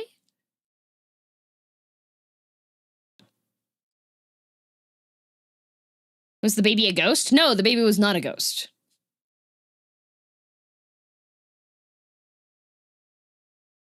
The first one was the lady in the town. The first one's the lady that drives the antique car in. Yeah, she's in the. There's the car crash. Did Maddie turn into a turtle at the end? I wasn't paying attention. Yes, he did. Where was this on the scary scale then? I don't think this one was scary at all.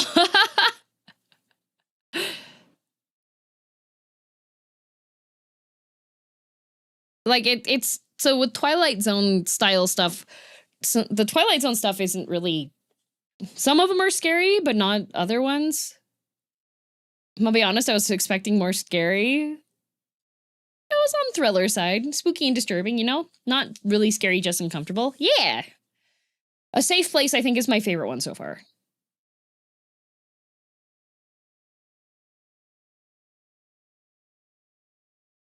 It's an unsettling tale, not a horror. Yeah.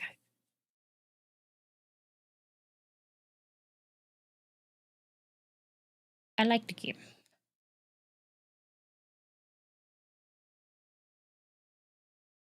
It's very mysterious. It is.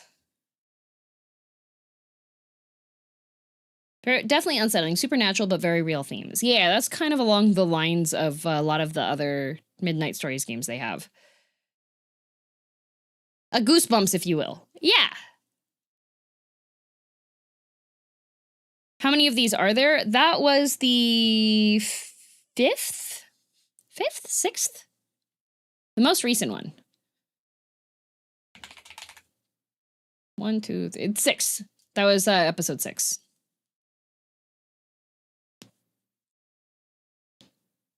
I had fun though. Me too. So what's next on the docket? What's next on the docket is I have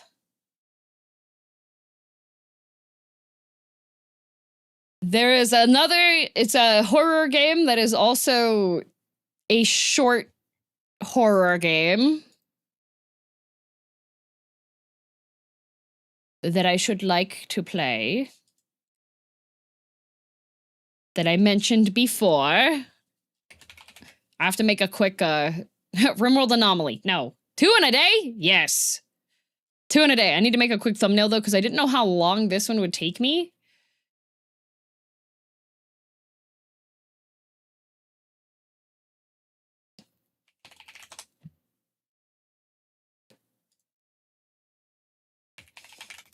Another waiting room? Yes.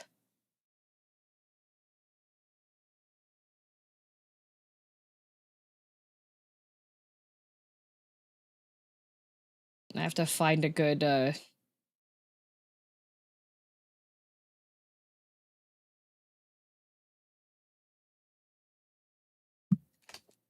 That's a good stock image.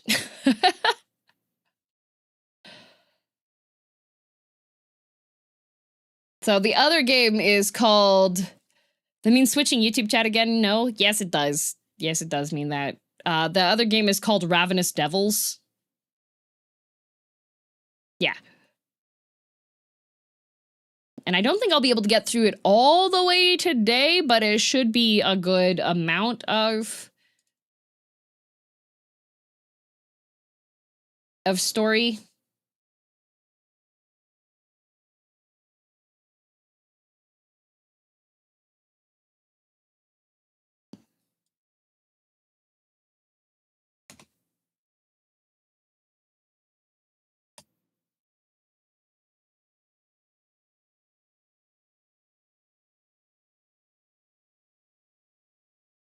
That sounds markedly less delightful. What? No, it's totally delightful. It's super, super delightful. It's great. 10 out of 10 delightfulness.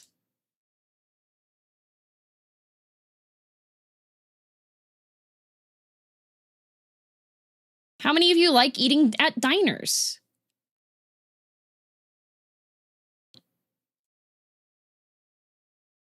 Finish looking through my closets. No dead ghosts. Good. I do. Okay, perfect.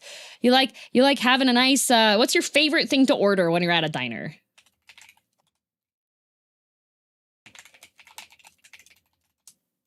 Burger?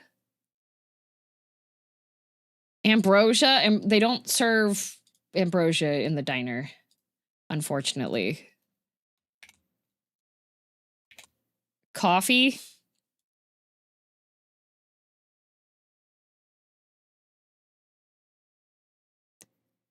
Luciferium? No, like actual food things. Come on.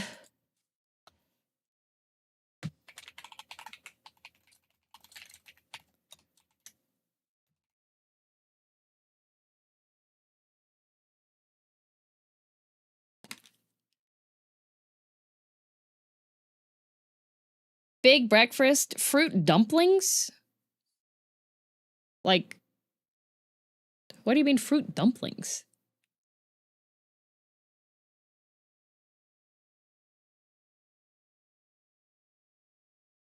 Country breakfast skillet, bacon, egg, and cheese. Does lemon pie count? Yeah. And the answer is obviously meat pie made with people. Oh my goodness. How did you know what's on the menu, Grizzly? How did you know?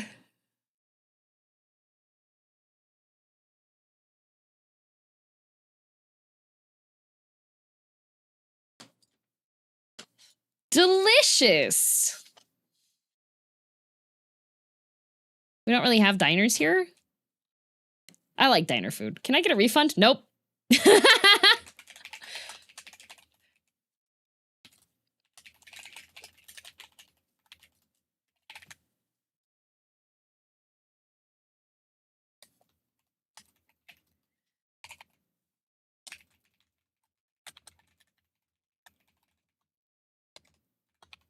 Why is it always cannibalism with you? It's not always cannibalism with me. Like, the cult didn't have cannibalism until the very end of the Rimworld-a-thon, so, like...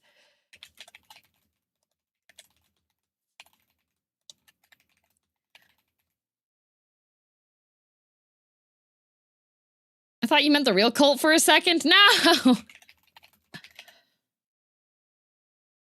Yeah, it's a indie horror game that was released in 2022.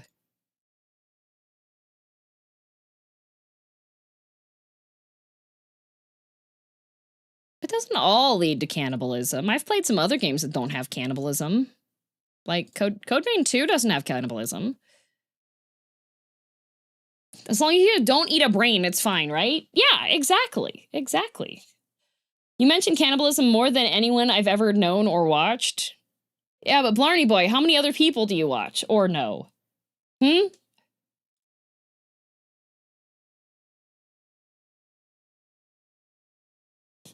Checkmate.